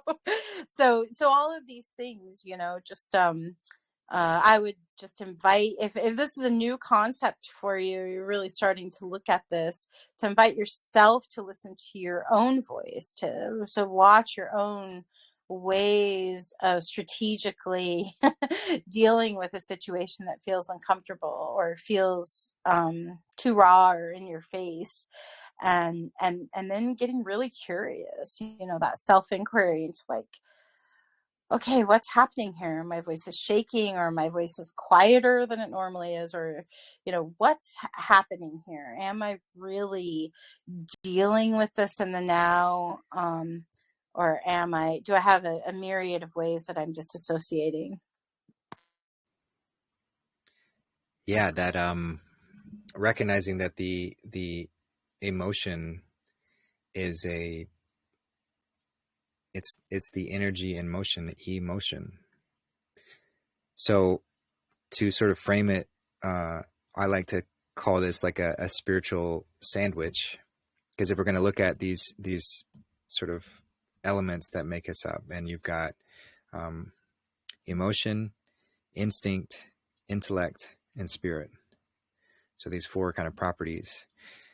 And I call it a sandwich because you have emotion is going to be at the lowest form of that sort of sandwich, this four train idea.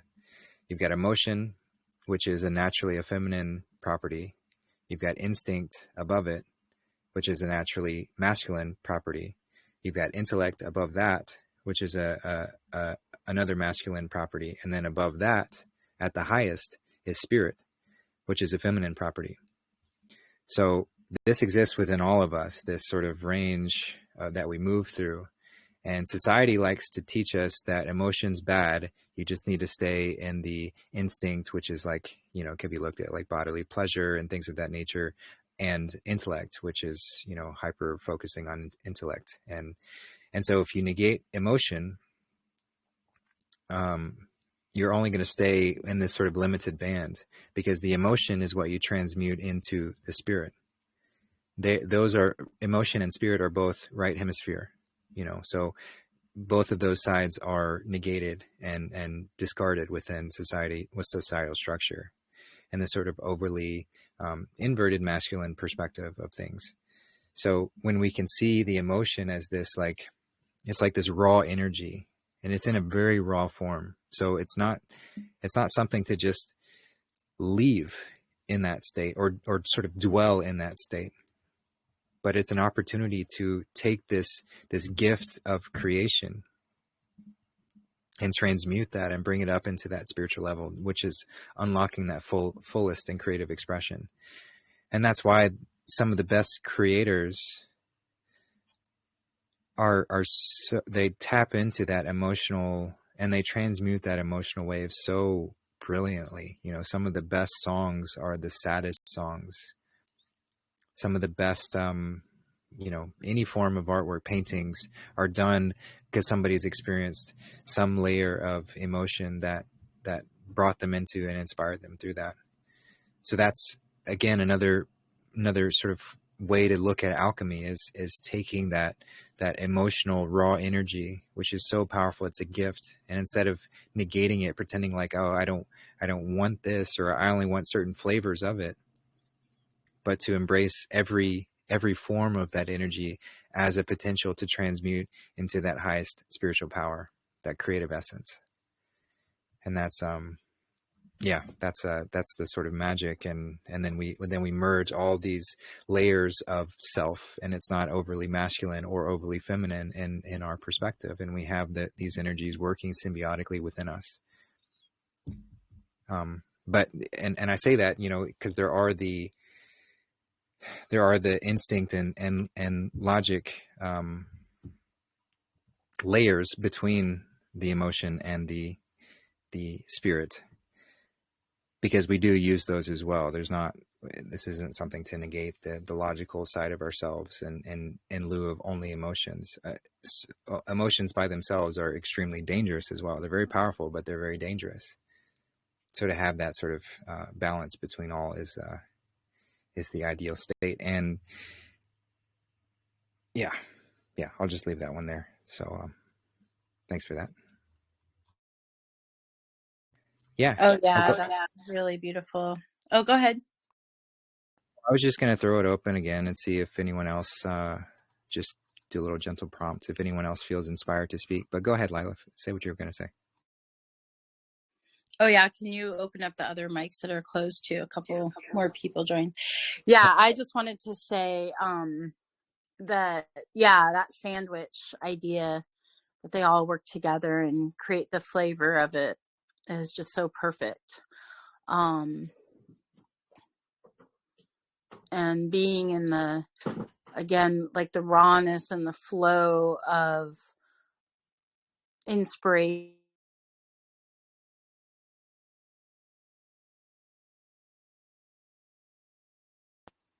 Oh, we just lost you, Lila. Yeah, it's God flowing through us. So this ability to really understand that that's what's happening. We wouldn't silence, you know, if we have a newborn and the newborn is weeping, crying for something, maybe, or maybe just discharging energy, we're not going to shut that down and say, like, you're being too loud, you're triggering me. I mean, well, of course we might say you're triggering me, right? to an adult, not to the newborn, because the newborn's just doing its thing. But it's like this movement of life, from my perspective, really does need to happen. And so give ourselves the love that we would give to that being, whatever it is, from a newborn to a 100-year-old or more. It's like the movement needs to happen. What in this now needs to happen? And then how do we rise to the occasion versus shutting it down, wrapping it up nice and neat, like, with a little present and a little bow.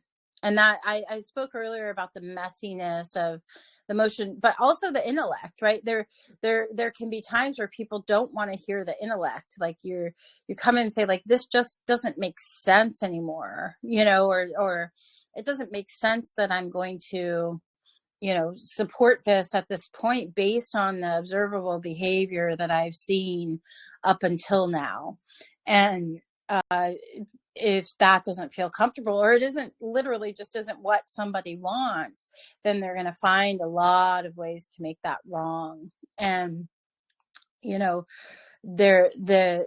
all of these things have such power to, like, lead us on our path and continue the creation that God wants us to be here participating in.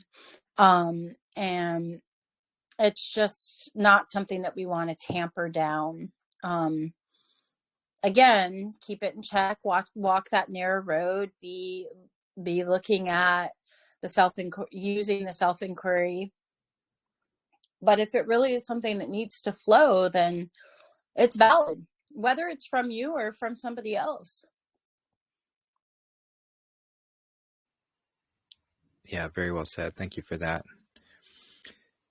Yeah, I'm feeling pretty complete today.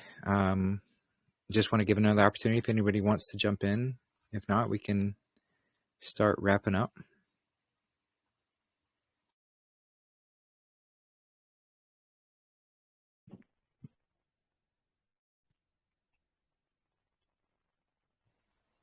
Hey, Beth, did you want to jump in? Hey, Justin. Yeah, I can share real quick. I had to turn my speaker off. I actually was listening in the shower, so I wasn't able to take notes. But I heard so much today that helped me, and I wish I would have taken notes. I may listen if there's a recording and get back to you and Lila individually later. I don't know if it's really spiritual bypassing, but I identify a lot of things within me that have shown themselves over the past year or so, especially just being in such a state of maybe raw or fragile nervous system type, to where I could not hardly tolerate any thing other than nonviolent communication, like specifically. So just others being loud or upset or just too much movement, like so many things were triggering me that it caused me to just avoid interactions. And then that kind of contributed to my isolation and different things with my communication. But I was also really paying attention when there was talk about maybe it would be spiritual bypassing. One of the things I've uncovered in this process of trying to deal with the things that happen to me in a way that is in alignment with who I am now,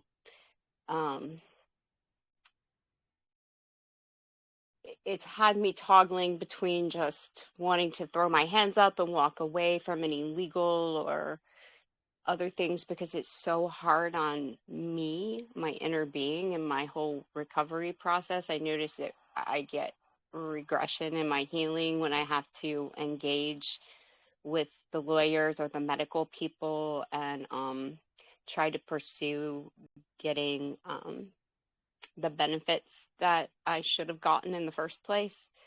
But I also have seen where my tendency to go all one way or the other and having a challenge with finding a balance has kind of created a bigger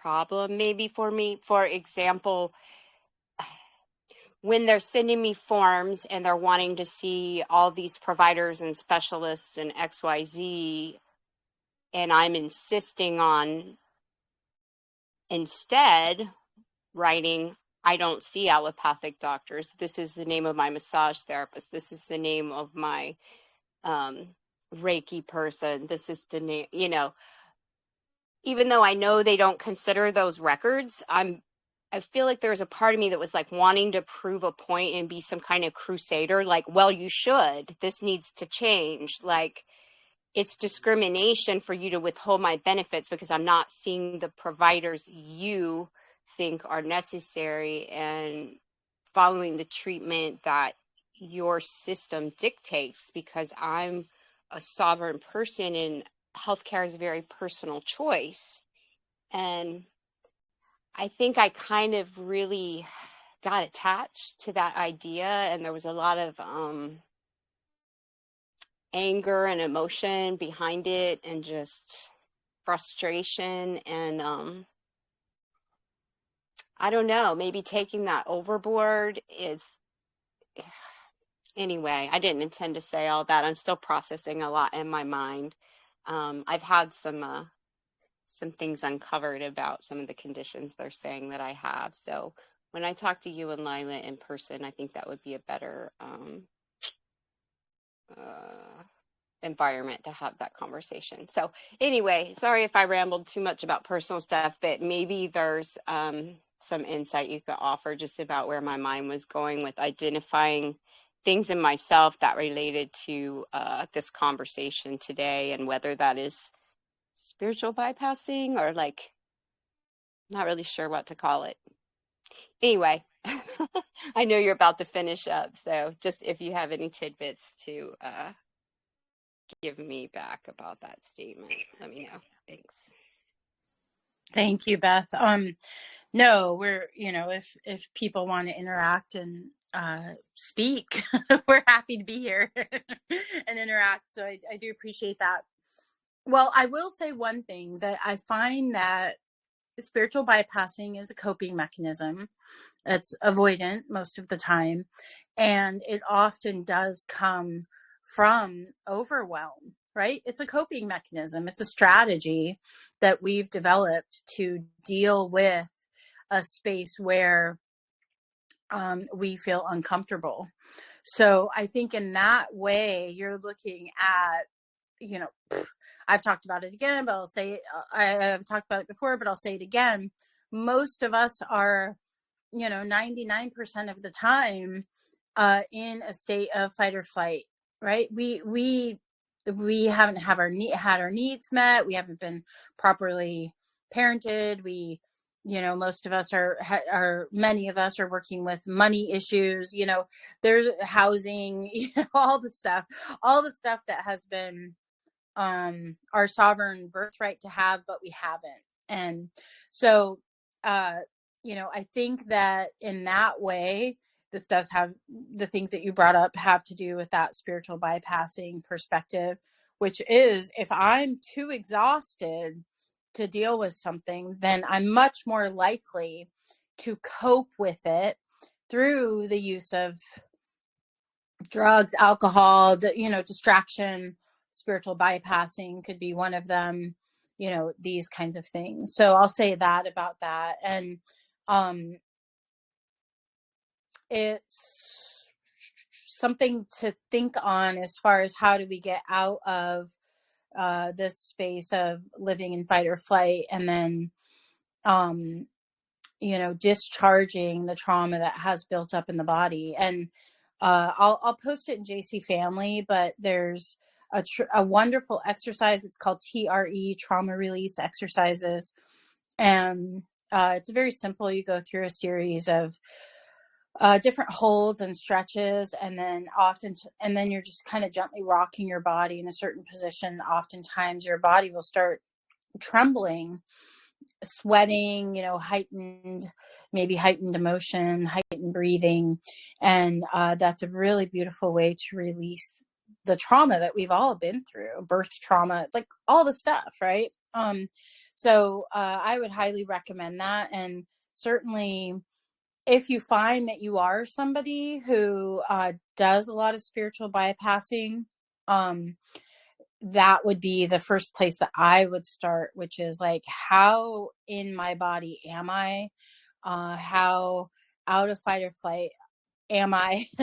Because it would be a service to yourself to get in that state of parasympathetic regulation within the system, because obviously nothing can really come from nothing balanced can come from a place of the sympathetic system being so dysregulated. So that would be the first place to start, I would say, around that. So to specifically speak about what you're talking about, yeah, nothing wrong with what you're talking about. I would just maybe take it more general.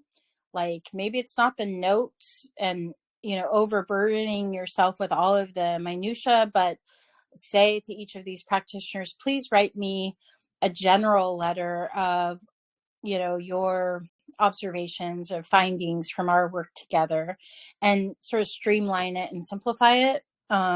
So that it doesn't feel so overwhelming and like you just shut down to it. And then also recognizing when you're, getting better at recognizing when you're going into that fight or flight kind of shutting off mode, disassociating, these kinds of things, so that you can do whatever it is for you that brings you back into that place. And I really appreciate the comment, because it's so important for us to recognize this, that it's much more likely that somebody is going to spiritually bypass if they aren't in a secure connection with themselves, right? If they're in an avoidant or anxious or just insecure connection, even within their own life. And most of us are, because of the circumstances that we're in. And this is our work right now, I feel like, is really moving into that place of really, really getting deeply resourced, deeply knowing ourselves, being able to tell in the moment, like, I'm in this space or not, and then being able to advocate for ourselves. But we can mostly assume that most people are going to be not necessarily in a securely attached place within themselves and in a state of rest and renewal and out of fight or flight. That's just my observations at this point. Being a body worker, I can feel it in how somebody moves, whether they're really coming from their core, they're moving in this way, or if they're in this fight or flight, ready to fight or to flight. The spiritual bypassing is going to be stronger, and they're going to be more apt to do that if they're in that place of flight, because they're just going to want to avoid. Thank you. Yeah, great stuff, Lila, and thanks again, Beth, for bringing that up. And the only thing I'd like to add is just to reiterate how tricky it can be, and that's why we can't with absolute certainty say in every situation is somebody spiritually bypassing in this or that, because it's going to be where is the divine leading you, and what is this here and now moment calling you to do, and what are we avoiding through that? So you mentioned like a lawsuit or paperwork or any of that kind of stuff. It could go either way with that. Of the bypass could be I don't want to do this because I don't like how it makes me feel and I'm uncomfortable with that. And so I'm just going to avoid it, when Spirit's actually guiding us to step into that and to embrace that discomfort in that challenge and move through that. Or it can go the other direction, in that I'm attached to this idea that I have to prove myself in this, through this paperwork or this court proceeding or whatever. So even though everything within my body and the moment is screaming at me, hey, I'm not ready for this, or this is not the time to do that, I still stubbornly plow forward. So that would be bypassing the signs that I'm being given there. So, you know, it doesn't really help with the specifics I get, but it might help to bring some clarity around, you know, when am I falling into that avoidant strategy to avoid what my higher self is really calling me to do in that moment. And that's why, you know, going back to like the watching horror movies, I like to say that's a way for me to strengthen my spiritual fortitude and to address in a simulated fashion my relationship with fear. So I enjoyed those experiences. However, I would never suggest that somebody ignore their own leanings in that capacity, because somebody else might not be at a space where they can address that, and so it would be counterproductive to try and force oneself to go through that. So it really is an individual journey, and we can talk and write things all day long, and that's why Jesus was so Yeshua was so consistent on like not having a structured religion, not having these defined laws and written regulations on things, and a religious dogma to define how you do this in every single moment, because it changes. The only constant in this experience is change. And so if we're hyper focusing on the definition and these like boxes that I have to put myself in, and how I have to define each and every moment based on how somebody else is experiencing, well, there's going to be something that comes along that doesn't fit that. And if my compass is not aligned with source, and I'm just following this false idol of a religion or some rules or some, even this show could be turned into an unhealthy tool where somebody's negating their own practice and their own connection to the divine. So it all comes back to that personal, intimate connection, and refining that, and being okay with the challenges, or when we don't feel like we get it quote unquote right or whatever. It's all part of the process to see how, you know, how we can do better at that. And eventually, well, I mean, it's always challenging, but it becomes, when we embrace the challenge, when we embrace the opportunities to grow through that, and embrace that nobody else can really tell me how to do it because I've got to figure it out, then it becomes this exciting adventure where we're the hero and the heroine in our story, and everything that comes along becomes a challenge and a journey, you know, a quest to go on, and it just, I can maintain that level of excitement and enthusiasm for whatever life presents me, because it's all there to have that story unfold in the most exciting and powerful ways possible. And we're here right in the middle of it. So yeah, I just wanted to say that. And, but thanks again, Beth, for sharing, and I'll pass it back.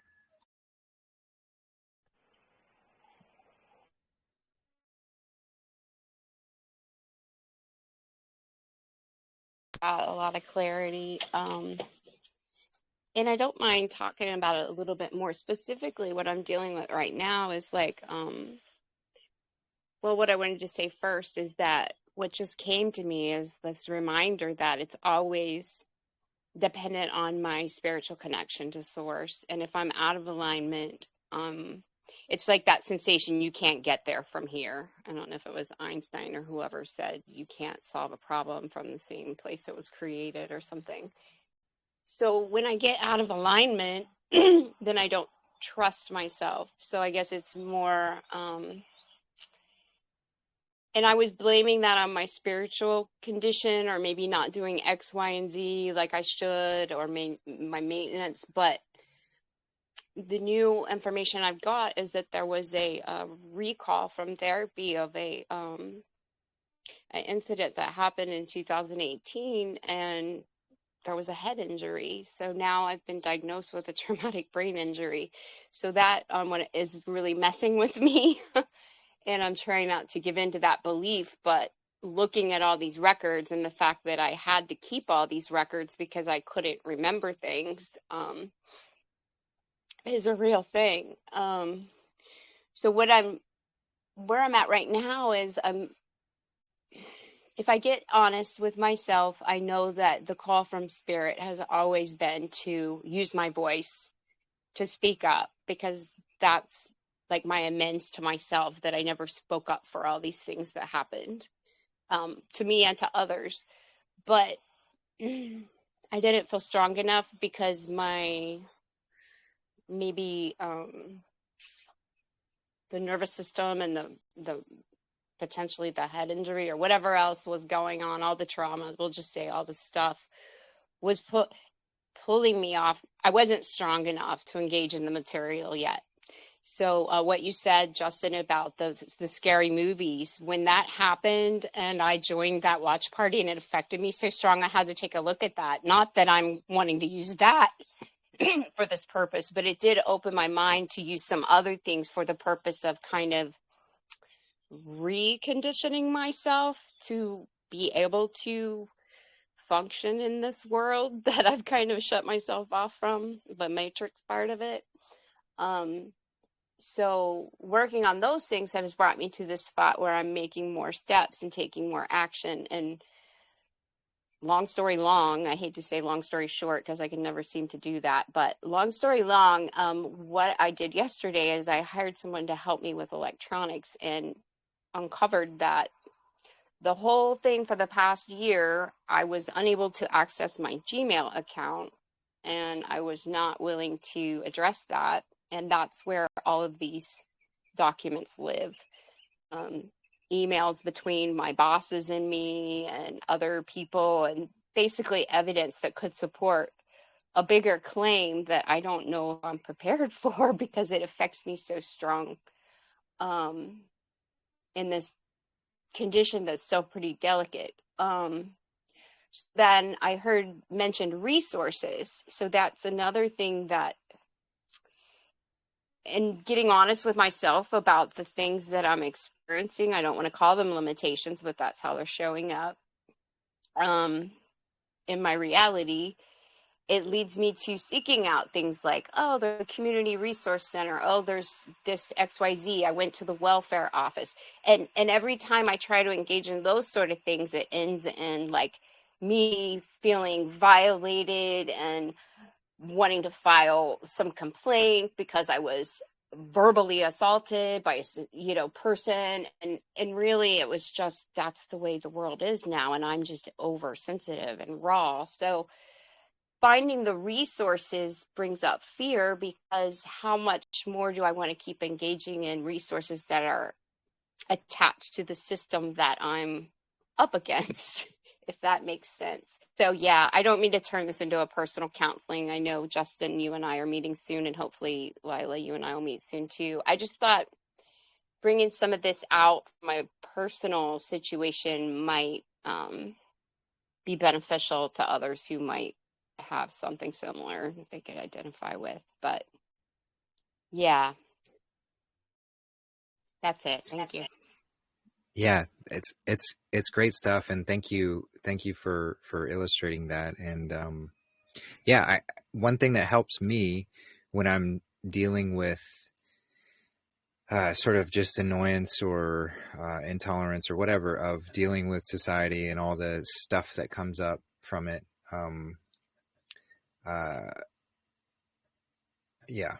it's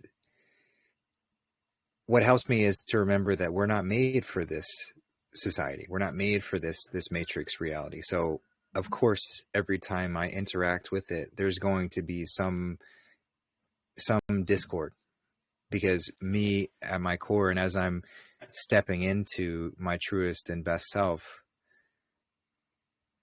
then naturally that process is going to become more and more incongruent when I'm interacting with society that's made for a version that's not even me anymore. And I wasn't really that, but I pretended to be that for however long I existed, integrating with the matrix in a much more consistent way. So if I frame my mind around that, then I can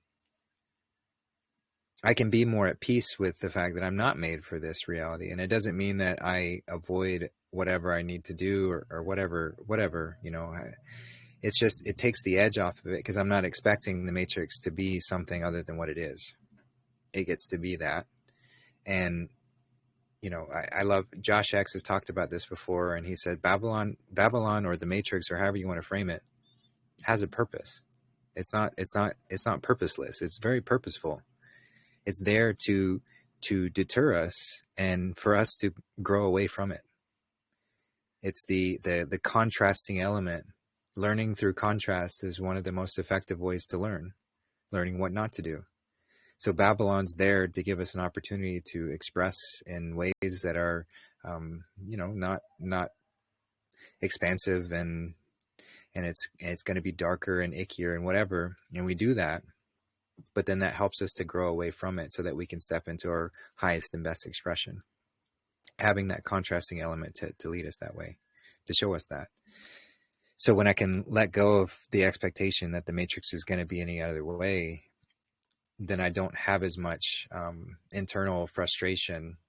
And if it comes up, if the frustration come up, whatever, I mean, that's energy I get to use and transmute and channel that into something else, whether that's a show like this or a conversation or whatever the case may be. I can transmute that emotion, those frustrations, into something else, and not just shove them under the rug, you know, but acknowledge them and be with them. And then it helps to sort of transmute that when I can see the matrix for what it truly is, which will always be something that we're moving away from if we are truly aligned and on this path. So that helps a lot. And I've shared the analogy before about how looking at The Matrix, the movie, is such a great thing to sort of, I love using it to empower myself when I do have to interact with the matrix. So even as simple as things as going into a grocery store, you know, like that's a very matrix oriented space, and something that most of us, anyone who's not growing all of their needs in their own, which I don't know anybody that's doing that, is going to have to interact with at some point or another. And so when I go into that matrix reality, I pretend that I'm like Neo, pretend like you're like Trinity, you know, and go into that space suited up, do what you need to do. They're always on a mission to acquire something, to do something in particular, but they knew the matrix was bullshit. So they're not like investing their time in that space to integrate with it. They're getting in and they're getting out. And they're trying not to create a stir in the matrix as well, because the matrix has built-in mechanisms into it, the Agent Smith effect, that is very cumbersome and very challenging to deal with. And we don't have to experience those challenges unnecessarily. So as much as possible, without being avoidant, you know, it's like, it's a fine line, but I don't need to go in guns blazing, telling everyone who's, telling everyone who's eating meat in a restaurant that they're all, you know, whatever. Like, I don't need to accuse them of that kind of stuff. Like, that's going to create a very big stir in that matrix reality. I go in and do what I need to do, and I get out. So that's a strategy that helps me when doing those kind of things. And of course, the deeper the task is, the more challenging the mission is in interacting with the matrix, the harder it is to do that, because the matrix by design is like, it's got its tentacles, it's trying to grab you, it's trying to hold you, it's got that like black sludge, it's trying to pull you back into it, it's trying to absorb, take your life essence from it, because it's a parasite. So the longer I need to interact with the matrix, the more preparations I need to make. Maybe, you know, visualize a carrying weapons or whatever, you know, not literally, but like they do in the matrix, they had a certain arsenal that they would take in with them in order to take care and do what they need to do. But they're not firing those weapons until necessary. They're not creating more of a scene than they need to, because as soon as that happens, then you have Agent Smiths popping out from everywhere, creating all sorts of trouble for them. And of course they get out, but the more that we can reduce that, the more that we can be incognito in those situations when dealing with the matrix, the better. So yeah, those are some things that help me. And of course that just as everything that we say and talk about can be used in a view of bypassing, that too, that frame of mind can be used to bypass. So we can matrix visualize, bypass, and pretend like we don't have to do certain things that the divine is calling us to do. But just in general, that's a strategy that helps me at times when I'm feeling overwhelmed or annoyed by the matrix. So just wanted to pass that along and hope that helps. Yes, yes. So, when you said something about, you didn't use these words, but it's stirring the pot, kind of, that's the sensation it is. It's like, I know the steps to prepare myself just like I would, like, if I were going to Walmart, only on a much huger scale. So I try to get myself prepared energetically to address these things. And I start off in a good flow.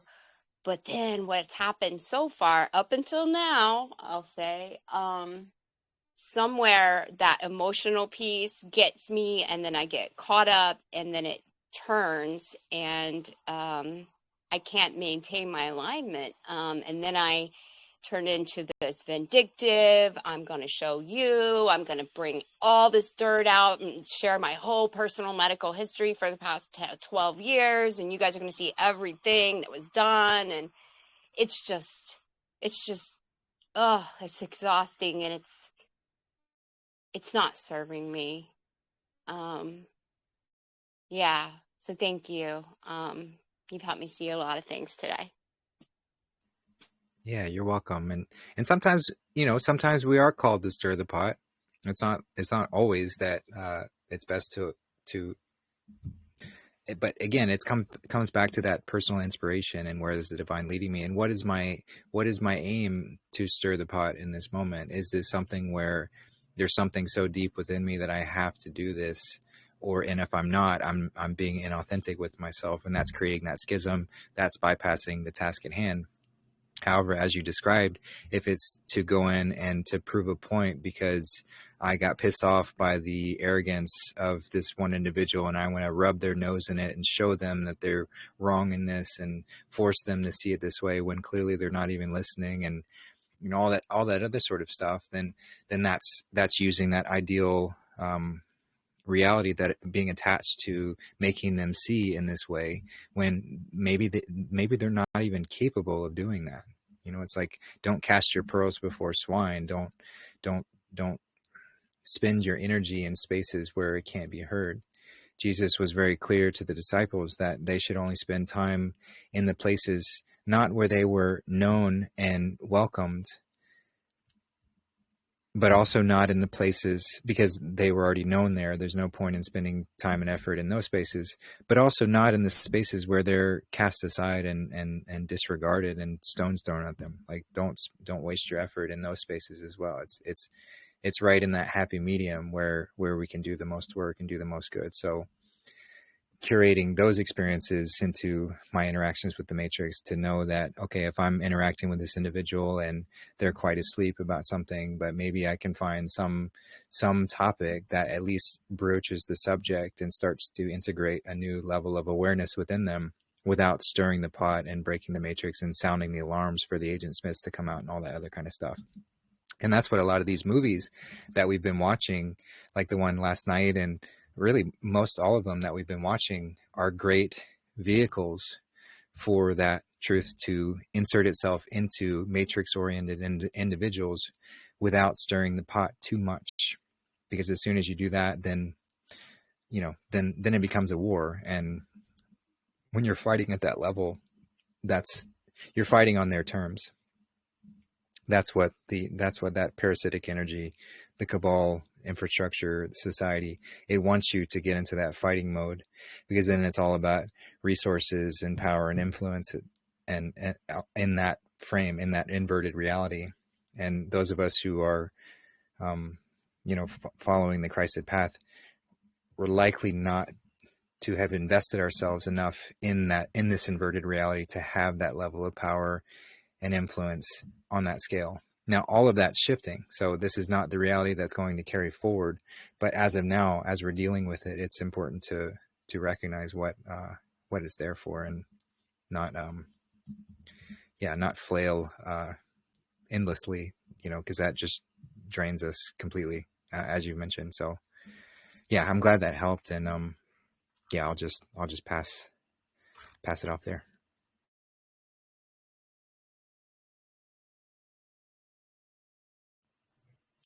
Yeah, is there anyone else who wants to jump in, share anything, go over any specific examples, questions on what we've covered? Anything is welcome on the topic of spiritual bypassing.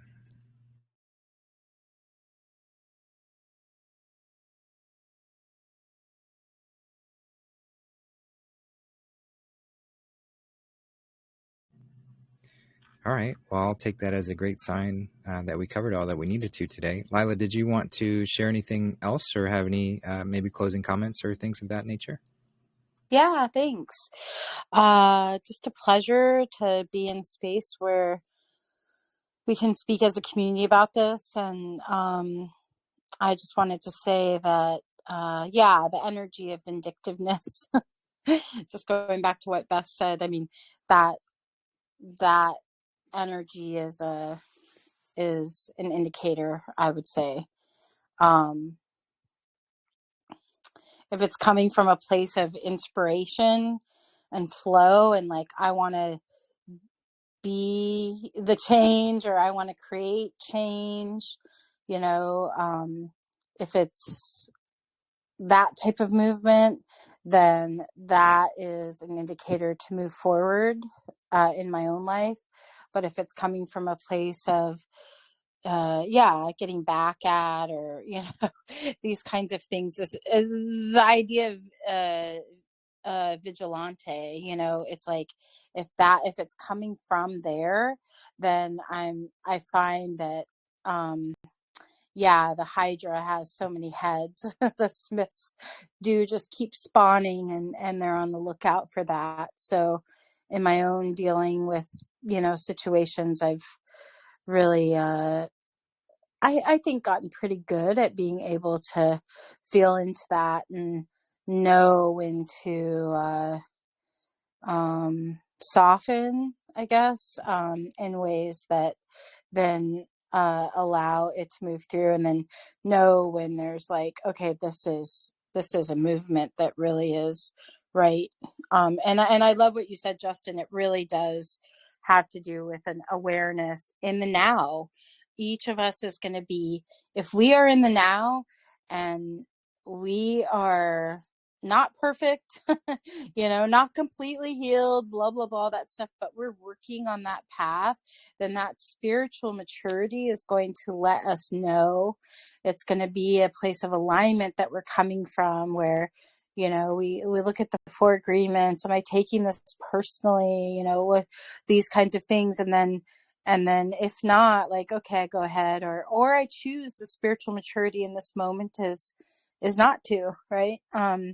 So just beautiful conversation. I'm really grateful. And yes, please. Like, I was thinking, like, it'd be so nice to have like a spiritual bypassing support group or something, however the conversation can continue. Maybe even just like a channel or something where people can hash stuff out as it comes up, because I know for me it was a new term and a new way of looking at things, and it was really helpful to be able to talk about it with others that were aware of it. So yeah, I'll put some energy into that. But sending everybody love, and thanks for being here. And just feels so nice to have this movement of flow of energy around this topic, because it's been a while that we've been talking about doing the show. So super, super glad that we've done this. Yeah, thanks, Lila. Beautifully said, and echo completely. Yeah, this has been an amazing conversation. Really, really, really good stuff. So yeah, I'll just leave everyone again with that visual of the tree, and let's be the tree. The tree is this representation of perpetual giving. It gives to all the animals and everything, all of creation around it. Trees that bear fruit especially, but even not, they provide shade and cover, protection from storms and wind. Trees are beautiful. So as the tree, and as we're learning to grow our branches and reach them high into the heavens, and absolutely, I'm strongly encouraging reaching high to the heavens, but also remember that we've got to grow deep into the earth. So don't be afraid to get down in the dirt, to get messy, to go into that space, because that's where our real strength comes from. It might look nice to be a very tall tree, and we might seem impressive to others if we pretend that we are this tall tree. But if our roots do not grow down deep, then we will topple over at the first storm. And so that's where our real work can be done, is strengthening that foundation. So yeah, thanks everybody for being here, and yeah, I'll get the recording posted, and stay tuned for more exciting conversations. And as always, yeah, love you all. Take care, everybody.